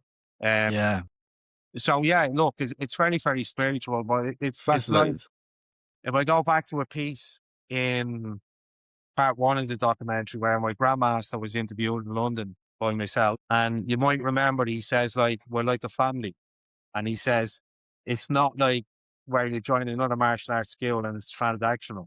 That is the difference. It's not just that he says you pay me money, I give you a skill, and then you go. It's very real that the Sifu is akin to a father. Some people struggle with that because they have their own father, and that's fine. But the Sifu is akin to a father. It's a second father. And all the senior brothers and sisters. The whole hierarchy is a family. They're all hierarchies, they're all family. They're all uncles, grandmaster's grandfather, you know. So it's very much seen that way, that it is a family. And actually, the young guy, Anthony, does mention that in the documentary in Origins as well. He goes a step forward and says, sometimes that actually what I'm seeing is more than your real family, right? And you spend more time with them sometimes. You spend more time with them sometimes, and you get better advice from them as well. So it's a very special bond, and that's the piece that if people don't get it, then they're missing a lot of the concept. Massive amount. Let's kind of take it back. So, 2023, you released part one of the documentary Celtic Dragon, and you did a screening, cinema, Dublin, and then you got it onto Amazon Prime. So it's actually out there on a major platform for everyone to view. Now, we come to part two, which I believe you recently released in the last month or so, right? That's open. Yeah. Anyone can go view that now. Yeah. So as you say, part one went out on Amazon. and they done really well. They got great reviews, and I was delighted with it. I was delighted with the viewership and all that. And then we got the concept of part two. We went and done it, and we put loads of stuff in there, as I said, we spoke about. We put in the application with the masters. I wanted people to see how passionate they still are. Yeah, I mean, how do we express it? But there's one scene actually expresses it quite well when we see back one where Clive comes into the training hall in Hung Sai Q, which is a small kind of area just not too far from Yulong, from the big town. So Hung Sai Q is quite small, and it's where their training school is, their headquarters. And Clive comes in, and he's literally off the plane from Hong Kong, and my grandmaster is like, he's showing me something. And Clive comes in and he's like, yeah, I hear you, Clive, right. He's straight back there, show me something. So it's just that passion. He's just like, it's all about the Kung Fu. And even when I sit with him, we generally talk about nothing but Kung Fu. And we could be anywhere. I could be having food with him. I could be having a drink with him. He's putting the hands up and he's showing me this and he's showing me that. And it's just, he's passionate. The guy is in his 70s and he's still super passionate. That's what I wanted to show. And I love that, because even those moments where you're eating or you're just talking Kung Fu, like some of the biggest lessons and concepts and principles come from those moments. Not just in the Gun, but those moments afterwards where you're talking philosophy, you're talking technique, you're talking those deeper things, and you're like, I just had a light bulb moment from that conversation. I need to go deeper into that. Yeah. And as you say, they're the beautiful bits, and the bits that kind of, as they say, again, separate us, because the masters are not, as they say, transactional. They're not just like, right, I gave you your, I don't know how much a 2-hour class is, but I gave you your 20 books worth. Now we're done. Yeah. It with family, it goes on all day. Yeah. And the training and the learning is always there. So I wanted to show that. Then I showed like the boyfie, which I wanted to show. And we showed many other facets. We showed quite a lot of bits. I wanted to show the culture of Hong Kong, how beautiful it is, the food, everything, the people. Yeah, you did that. You covered a lot in getting hours and hours and hours worth of footage down to an hour and a half here and an hour and a half there is amazing. What was the most powerful moment during your filming? Like, what's something that's really stayed with you? So there was two most powerful moments, I suppose. I'm going to be brief. So one was the boyfie, just because it was very special, and because of me bond with Clive as well, because as we say, it does become like a father and son type thing. And he's a great guy and he trains so hard. And so that was, to me, that was quite an emotional moment, actually. That was special. I love that. And I know it was special for him. And it's something that the two of us have carried on where until we pass. So that was great. Another very special moment actually was when we were filming in the Taoist Temple, actually, when I just started crying. And that was crazy. That was actually crazy. And it was, anybody that knows me, I'm not going to say I have a hard exterior, but I probably do, because of the way I grew up. I don't cry much. Right? I don't mean that type of guy. I'm not a very emotional guy. Right? I can handle stuff very well. So even when things are, as they say, like a life moment, normally I get through them pretty well. Right? I can figure my way through them. But yeah, it was a special moment because we were in the temple and I was standing there, and all of a sudden, I think it was my right eye just teared up and just started rolling tears while I was doing all the Taoist prayers. Yeah, some dust got in your eye. It was the incense, the smoke. I'm not sure, but no, I'm not crying. It was a special moment. No, I mean, that's beautiful, though. I think that's beautiful. Yeah. Now we were going to put it in the documentary. And then I thought, no, because I am quite spiritual that way. I thought, look, it's a special moment. We'll mention it, but let's keep it. But actually at that temple was so special anyway, because that's where basically my wife Amy, that's where you're seeing, this butterfly was landed on her hands. Yeah. And again, you talk about the amount of incense that was being burned, right? You would think a butterfly would be quite uncomfortable and live. But it actually started on her hands for, I'm going to say, 40 minutes for the whole ritual. I went through the whole temple world.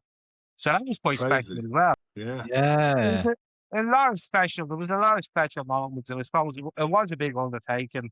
like, I suppose physically, emotionally, financially. It was a big Yeah. thing to do. But yeah, it was very special. It was very special. It's a piece we have there forevermore. So Yes. in some ways, I hope it serves as a cultural legacy, I suppose, a piece there for the style, for the culture, for everything like that. So yeah, very happy Yeah. with it. I mean, Did it's a great legacy for you, and I think you should be really proud of it. And like again, yeah, just you're a blessing to the system as well. You're, man Thanks of very good. much. Well, Man, you are a man of good well, character, and also, I genuinely feel it's given me much more than I'll ever give it. I'll give it what I yeah, can, but I think it's a special system. Yeah, look, some people will never get it. They just will never get it. It's no, one of those no, systems that if you're willing to put the hard work in and you're willing to kind of completely put yourself in it, become yeah, part of it, it's very special.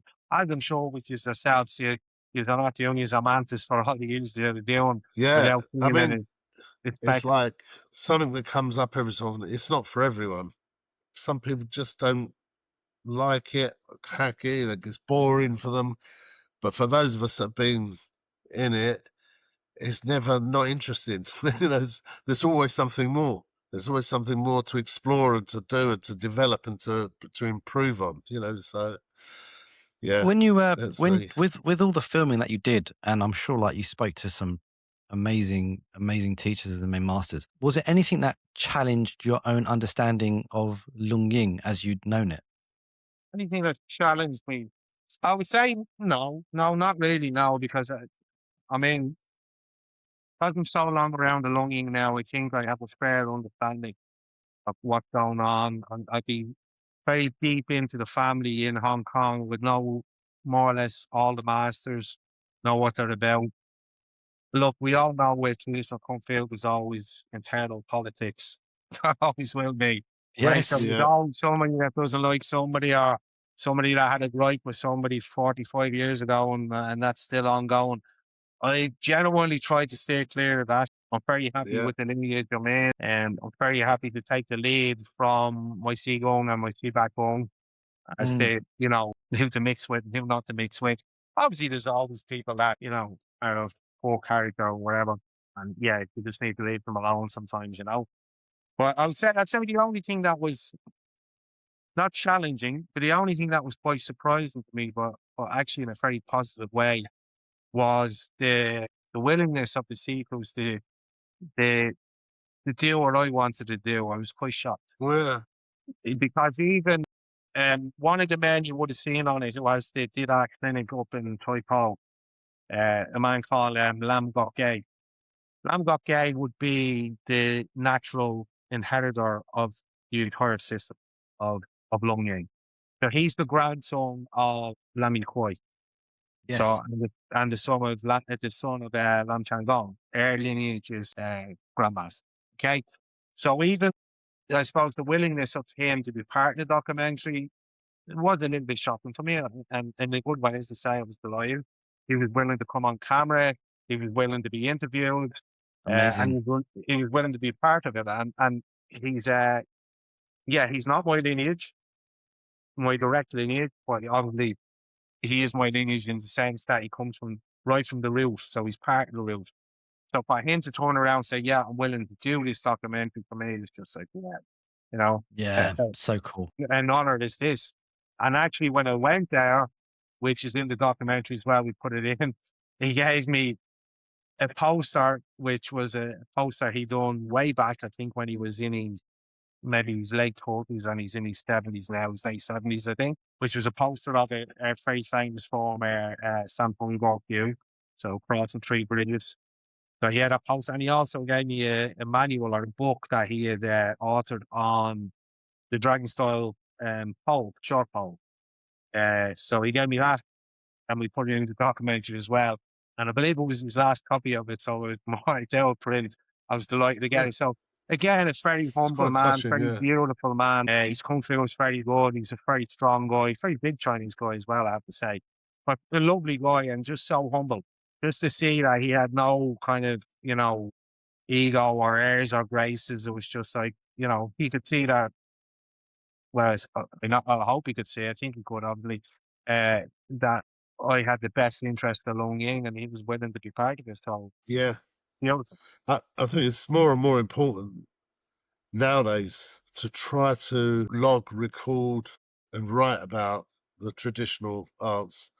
It's much more important now because, again, we're at a stage we're going to lose a generation and the next generation of them, and a lot of knowledge and information goes with them, But you know what? It's going to something I have a really strong view on, because I think we can do a lot to fix things. I really do. I genuinely do. Yeah. But some of the work I'm trying myself, and like the what you the devs are doing with podcasts and all that, I think that can help spread the knowledge and help spread what we do to other people. I do think Kung Fu is okay. It's not as strong as it was in its glory days, but I do think it's still pretty strong. When two of the guys I had in the documentary, in the origins in part 2, one in particular, Sifu Kurt, who was like the lifetime honorary president of the Dragon Style Athletic Association in Hong Kong. He's the one, and he'll kill me for. Yes. I like to call him technique, but I don't think he's best pleased without that. But feck it, it's a good joke. But he has, I'm going to say, hundreds, if not thousands, of students in southern China. He has done great work to spread Lung Ying in China. So, as you say, with some of the Sifus in China, their understanding may be slightly different, or their knowledge may be slightly less, because some of the forms probably weren't there, or some of the concepts or the principles may have travelled with Lammy Kwai when he was still quite young. And there is some that's very good, but he's reintroduced so much in China, and his skills are huge. And he has a real strong base there where, and again, I mean, I can be forgiven for saying this, I think the kids in China are very tough, because they still have that raw kind of passion in them. They're still kind of tough. And yeah, I suppose not spoiled. That's the word I'm looking for. So some of the kids in Hong Kong are a little bit like they are in Dublin, spoiled, PlayStations, easy life, Whereas in China, they're still that little bit rougher, and they still want to put the hard work in. So yeah, maybe we're a little bit more of a niche area now, where, we'll only get the select few, but there's nothing wrong with that either, because Kung Fu is never going to appeal to the masses, not at a high level. Especially the Hakka arts, I don't think they can be taught en masse. You can't have huge classes. No, and you don't want arts. It's too hard, isn't it? It's too hard. I mean, many guys are going to want to put in. It's so individualized how the transmission happens, how you teach someone. You have to invest a lot on individuals. So it's not one size fits all.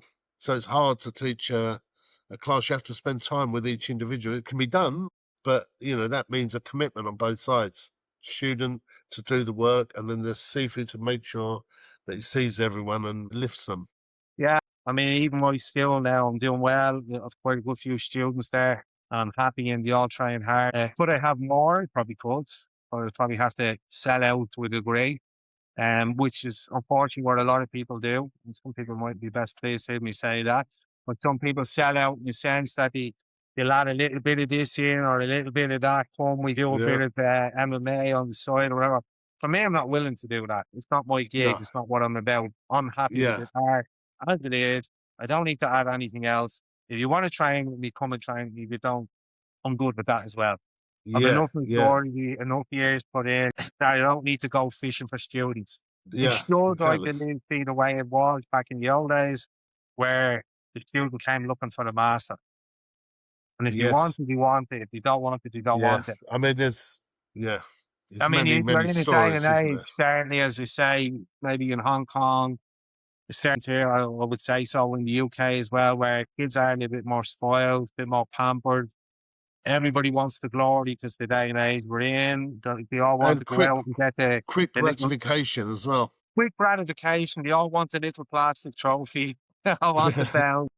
They all want a little bit of, as you say, gratification. So you'll never get those people. So to be honest, I don't think we should try to get them. No. I never trust to hold on to somebody used to say to me, "Look, these guys, they haven't turned up this week. Phone them up." No, I'm not phoning. The master It's should like, never chase the student. You either want to you train can or lead you a don't. horse to water as well. You can't if the heart's not in it. It's not in it. No. So each If their the own. passion's not there, it's not there. And as you said, I think we'll still do quite well. I think there's loads of people will gravitate towards the Kung Fu. People that want Yeah. the The more we put the knowledge out, because again, we're not as widely understood or known about, even still to this day, I think. So the more we reach out, the more people will become aware and maybe interested. You want the people that can see the longevity in it. The people that can this see. is what I was getting at earlier. Yes, exactly. The people that can see, not a if I quick do fix. this over here, I might get me lovely little trophy. If I'm very successful at it, I might even make a living at it. But that's like becoming a Premier League footballer. 30 few get there, right? Yeah. So you might get something out of it, but you certainly will have a career in it that will be short-lived. Whereas we're not in a career. We're in a life. No. And we do something that's a live transmission, something that we'll do for life. Yes. And get longevity out of it. And hopefully and I do over believe time, that transmission is that close contact over time, Hopefully we'll get better with age. Classic questions when a new student comes in, they go, "How quickly can I get a black belt?" Here's one. Take this now, Yeah, you can have this now, yeah. I'll get bounties up just fine. Kurt, since obviously since we last spoke, a good 5 years ago, since the documentary, how has your understanding of Kung Fu and Lung Ying changed? Or even evolved? Kind of that again, that's a very good question. The main thing that has changed for me really is probably how we train. And that's, I think, based on age. Right? So it's an age. Yeah. No matter how good you look or how good you feel, age is still age. Right? Yeah. I think we all age. And hopefully we can age gracefully. Right? And have that longevity through the Kung Fu and proper living. So my training has changed a bit. That I would say I don't put the hours in I used to. Certainly once I start getting towards the kind of the late 40s, okay, transitioning into the 50s. Yeah. I start feeling more tired. Luckily you need more rest. Never Your body injured. needs more time to heal. Yeah, I was never really injured, but I would need that time to naturally heal. So just from tiredness and lactic acid and exhaustion, basically, fatigue would become more of an issue. So I still train very hard to the point where most young guys to train you would say they can't train with me, right? So my training might be still very high, but it's not where I had it. Right? Exactly, so I would have trained really, really hard when I was younger. But you do have to kind of mature and progress in the system as you get older. You have to train smart. You have to train smart, you have to train smart. To your abilities and to your age and to your fitness and stay within the realms of not burning yourself out. Not burning yourself out. So that's kind of where I've transitioned into the kind of medical Qigong as well. Got really interested in that as well. Because I find do a lot more Qigong. Yeah, you do a lot more Qigong training nowadays. Yeah, so I'm teaching a lot and training a lot with it as well. But I've managed to blend it into me Lung Ying as well because I don't see them as different. No. So is the medical Qigong a separate kind of system lineage? It's a separate system, and that's why I was a long time looking for it, and that's why I chose it when I did. And I was lucky enough that the Sifu chose me as well. And he's absolutely brilliant, very humble guy as well. So I did mention him in the second documentary as well. So I'm training with a guy called Dennis Wang, who is 80, I think he's 84 now actually. And he's based in Singapore. Lovely guy. He's a long, long time doing Qigong, like a lifetime. Very humble guy, very, you just wouldn't think he knew what he knows, he's very easygoing. But he does a medical Qigong which suits me, as I say, because within the Hakard arts, if they're trained right at a higher level, they're internal. So you already know Qigong.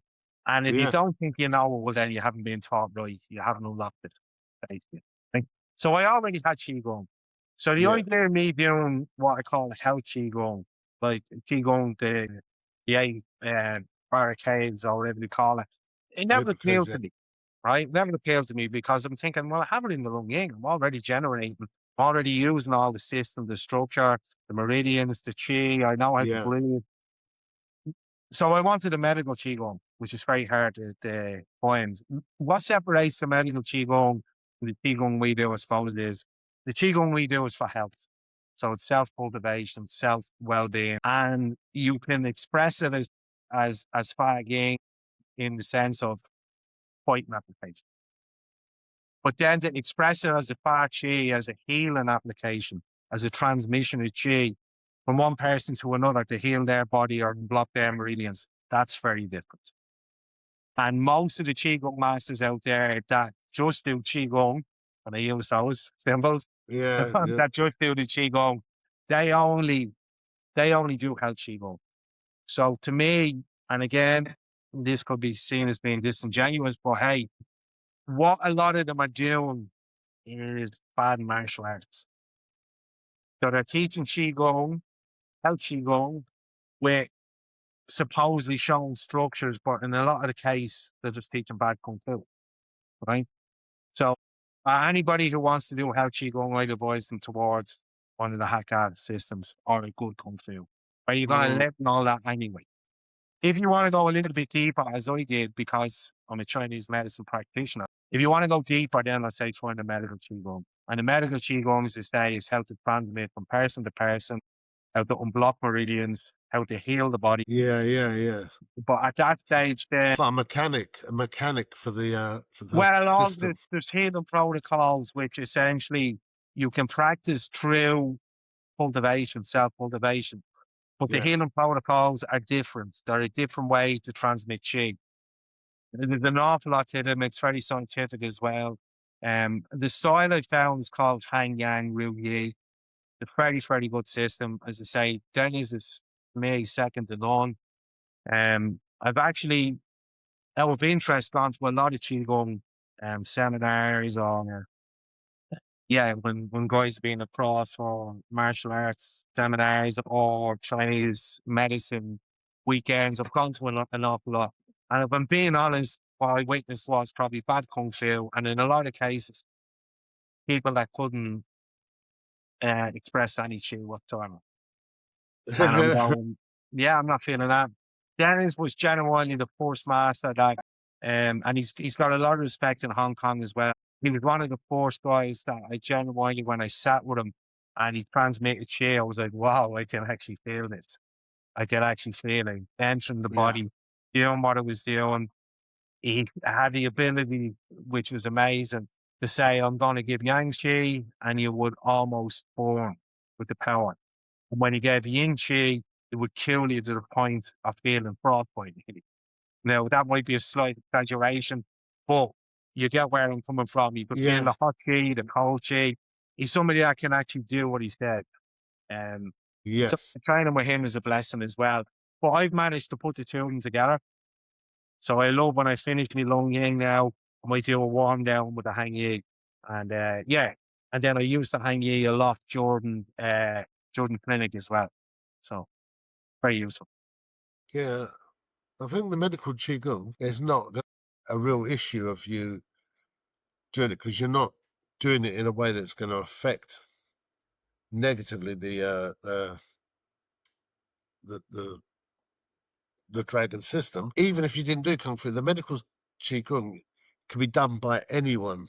So if you're just a labourer or it's about healing the body. So if you've had a hard workout with doing the dragon, then it can be used in that to actually, again, retune the body. Exactly. So there was a couple of interesting things I picked up when I started doing it. One was that with the medical Qigong, as you say, anybody could do it, right? The lay person, particularly in China, a lot of the guys that walked in kind of the trauma wards done it. So the guys that did that, so the practitioners. So anybody could learn and could do it once you put the time in. The Dao Yin or the opening the Shaolin stretches, the meridian opening stretches, right? Which could be akin to kind of, and I say good yoga, right? Because again, Yeah. yoga, we won't go into that, but yoga back in the old days was a spiritual system as well.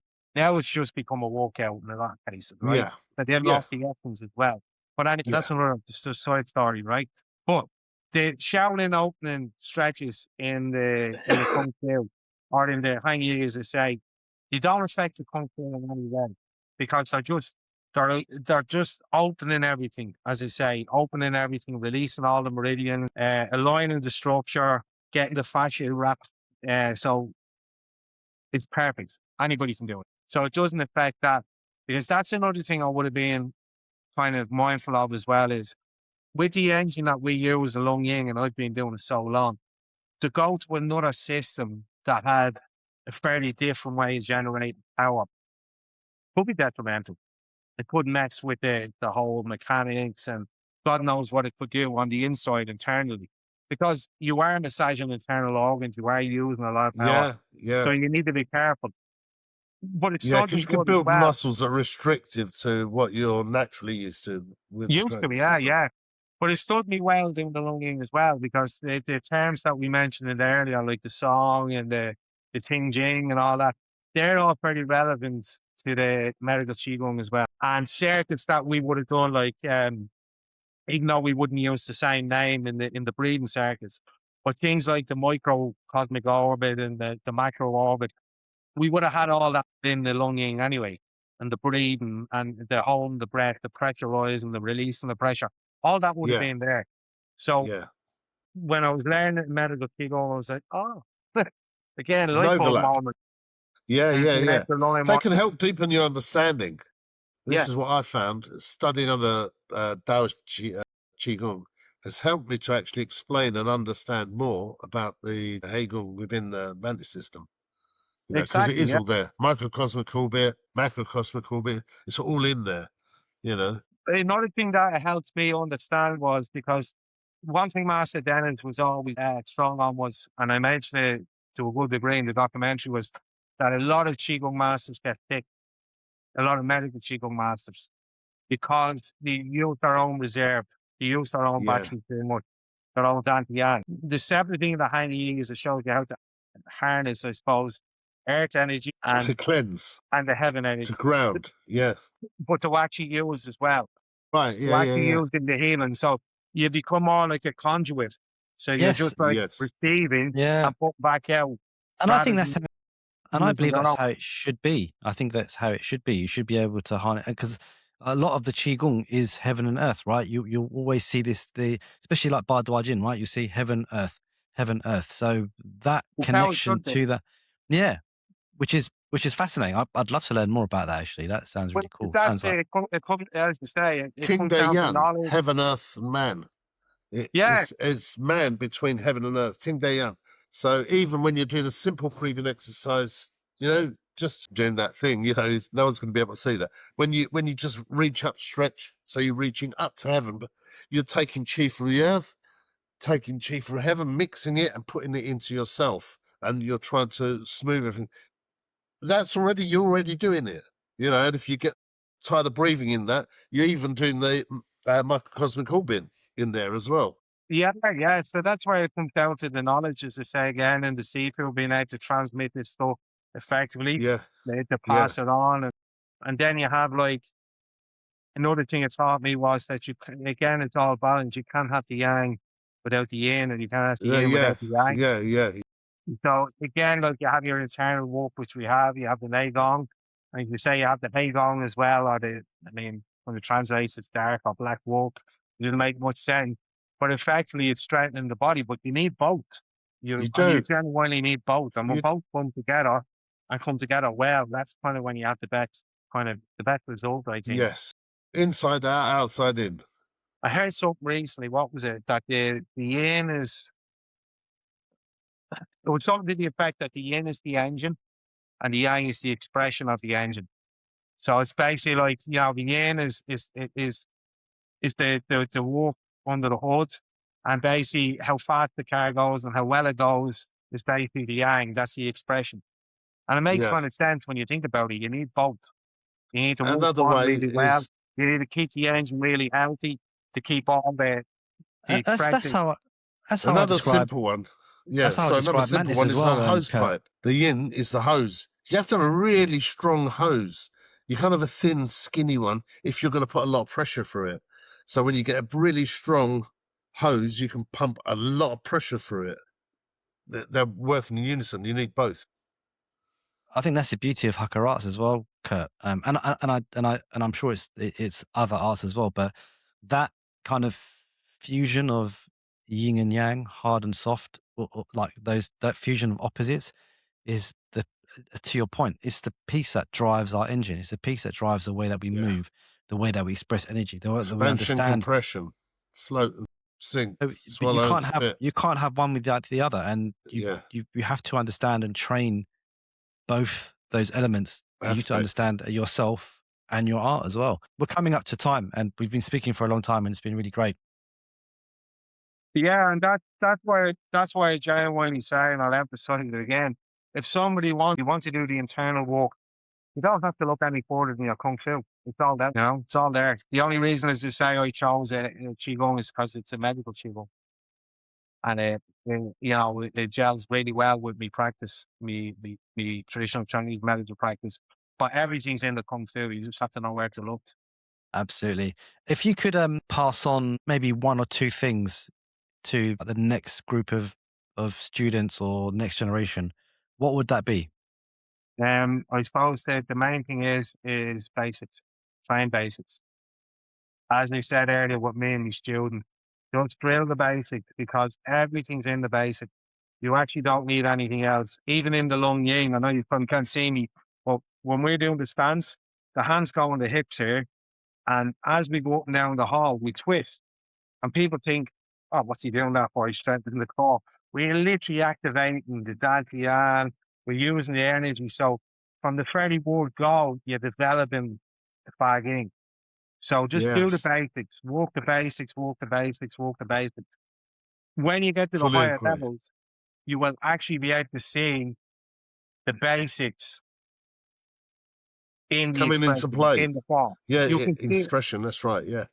When I watch guys perform and they say it doesn't really matter what haka art it is, even though I don't have the expertise in anything other than Lung Ying, maybe I don't even have it in Lung Ying, but I hope I'm getting there.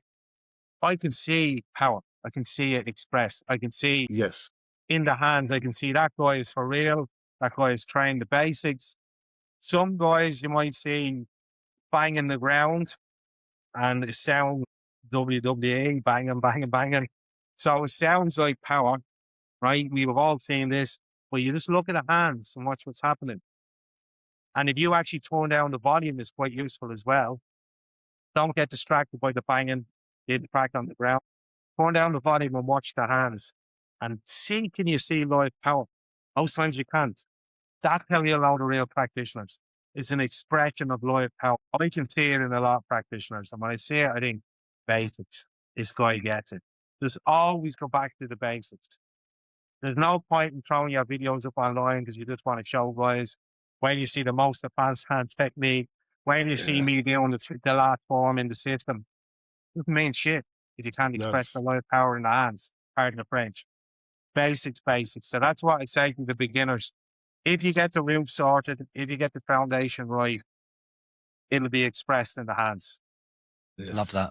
Absolutely brilliant. Yeah, I agree with that. Okay, so shall we move on to the quick fire round? Yeah, we could do it. Let's have a look. Yeah, we can do it. There's probably actually one more thing I did want to say. Yeah, go for it, Kurt. Go on, Kurt. Go on. I did just want to mention as well, in terms of students as well, which I've noticed, because again, for me, it's about preservation of the Kung Fu. That's what we're pushing towards. Getting the Kung Fu out there again and getting it to a healthy stage, which I think we'll get there, and we're probably getting there already. There's a little opening section I wrote for the start of part 2, and I don't remember it, but it's the bit basically where I say for the survival of Kung Fu into the next generation. And I could script this off because I wrote it. I say basically we have to stop living off the coattails of the grandma. And then I basically say that we need to stop ego practices like the names of Sifus or flags and blah, blah, blah. Some I get it, some won't. Some may even get offended by it. To be honest, I don't really care if I'm being honest. Right? But mainly, you're going silent, Alex. Yeah. It's very important in traditional Kung Fu that we respect the ancestors and we respect those that came before us. That's, for me, that's fundamental. For me, I feel like we're standing on the shoulders of giants that came before us.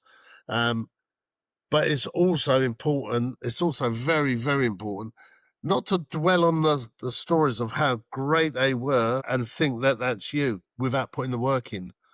Exactly. You've got to put the work in. That's what I was trying to get to with that opening statement, and I hope a lot of people got it. As you say, that we don't just live off their memory, because it's something that I actually got really tired of even when I was going to Hong Kong. My grandmaster this, or my Sifu this, and yeah, I'm looking at what you're doing. You ain't doing what they're doing. Yeah. You got to start putting the work in. You got to leave your own legacy if you can. You've also got to, you've got to promote the system more than you promote yourself. Yeah. And you've got, as you said in the opening as well, you've got to leave students that are a better version of you.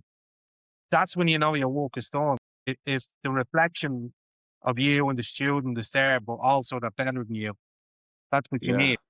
So I think that's really important to Kung Fu, that we start kind of taking responsibility, showing what we can do. Let me say, by all means, honor the grandmasters, because that's what they're there for. Legacy, lineage, it's so important. Yeah. I'm all about the respect, but don't be living off the guys. Yeah. It's not right. Well, it's an escape. It's not reality.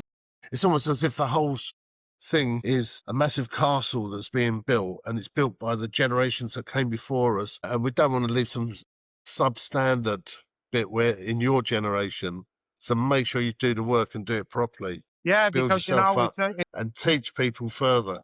It's all, exactly. It's all these potential students that are out there. It's the clever people. They'll see it. They see right through it. They see the fakeness. If they're looking and thinking, oh, I'm listening to this guy telling me about his grandmaster that took 3 guys on single-handed, and I'm looking at that person thinking, well, based on what I'm saying, you ain't doing it. So that's no good. That's not good. We have to keep the standard up, basically. Yeah. I mean, there's so much more we could talk about with you, Kurt. We could talk for hours, but I'm happy. I think we got a lot in there, did we? We did, and it was wonderful. And I think it's very in-depth, and I think it'll be very interesting to a lot of people. And there's no reason why we can't do something like this again in the future. But now I'll just move on quickly to some quick fire questions. I mean, it's so quick, so you can do a few on this one, Alex. Yeah, I'll do it. I'll do 2 or 3 from each one, because Nisha's give me 100 on each one. But training and style, forms or application? Well, application all day long. Form is worth nothing if you don't know how to use it. Right, structure or flow? Structure is most important. Get the structure first, and the flow will follow. So I would say flow built on structure. Solo training or partner work? I'd say both are equally important, because you're doing very different things.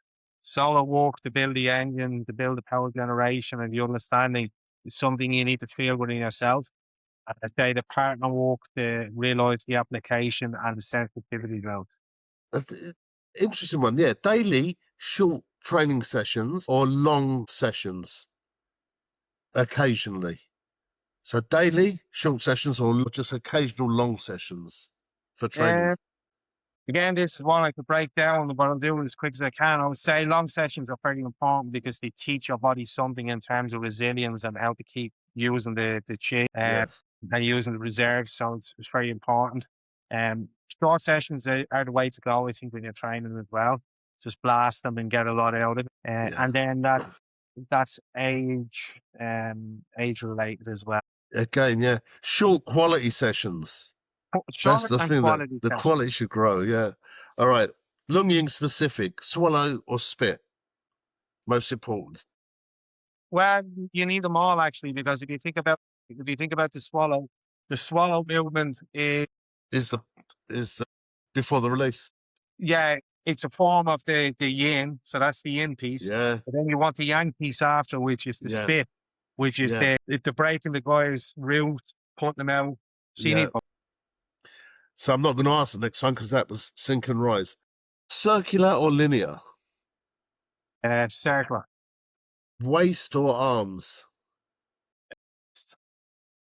Yeah, whatever's on the end of the arm is going to come out, isn't it? It's just an needle.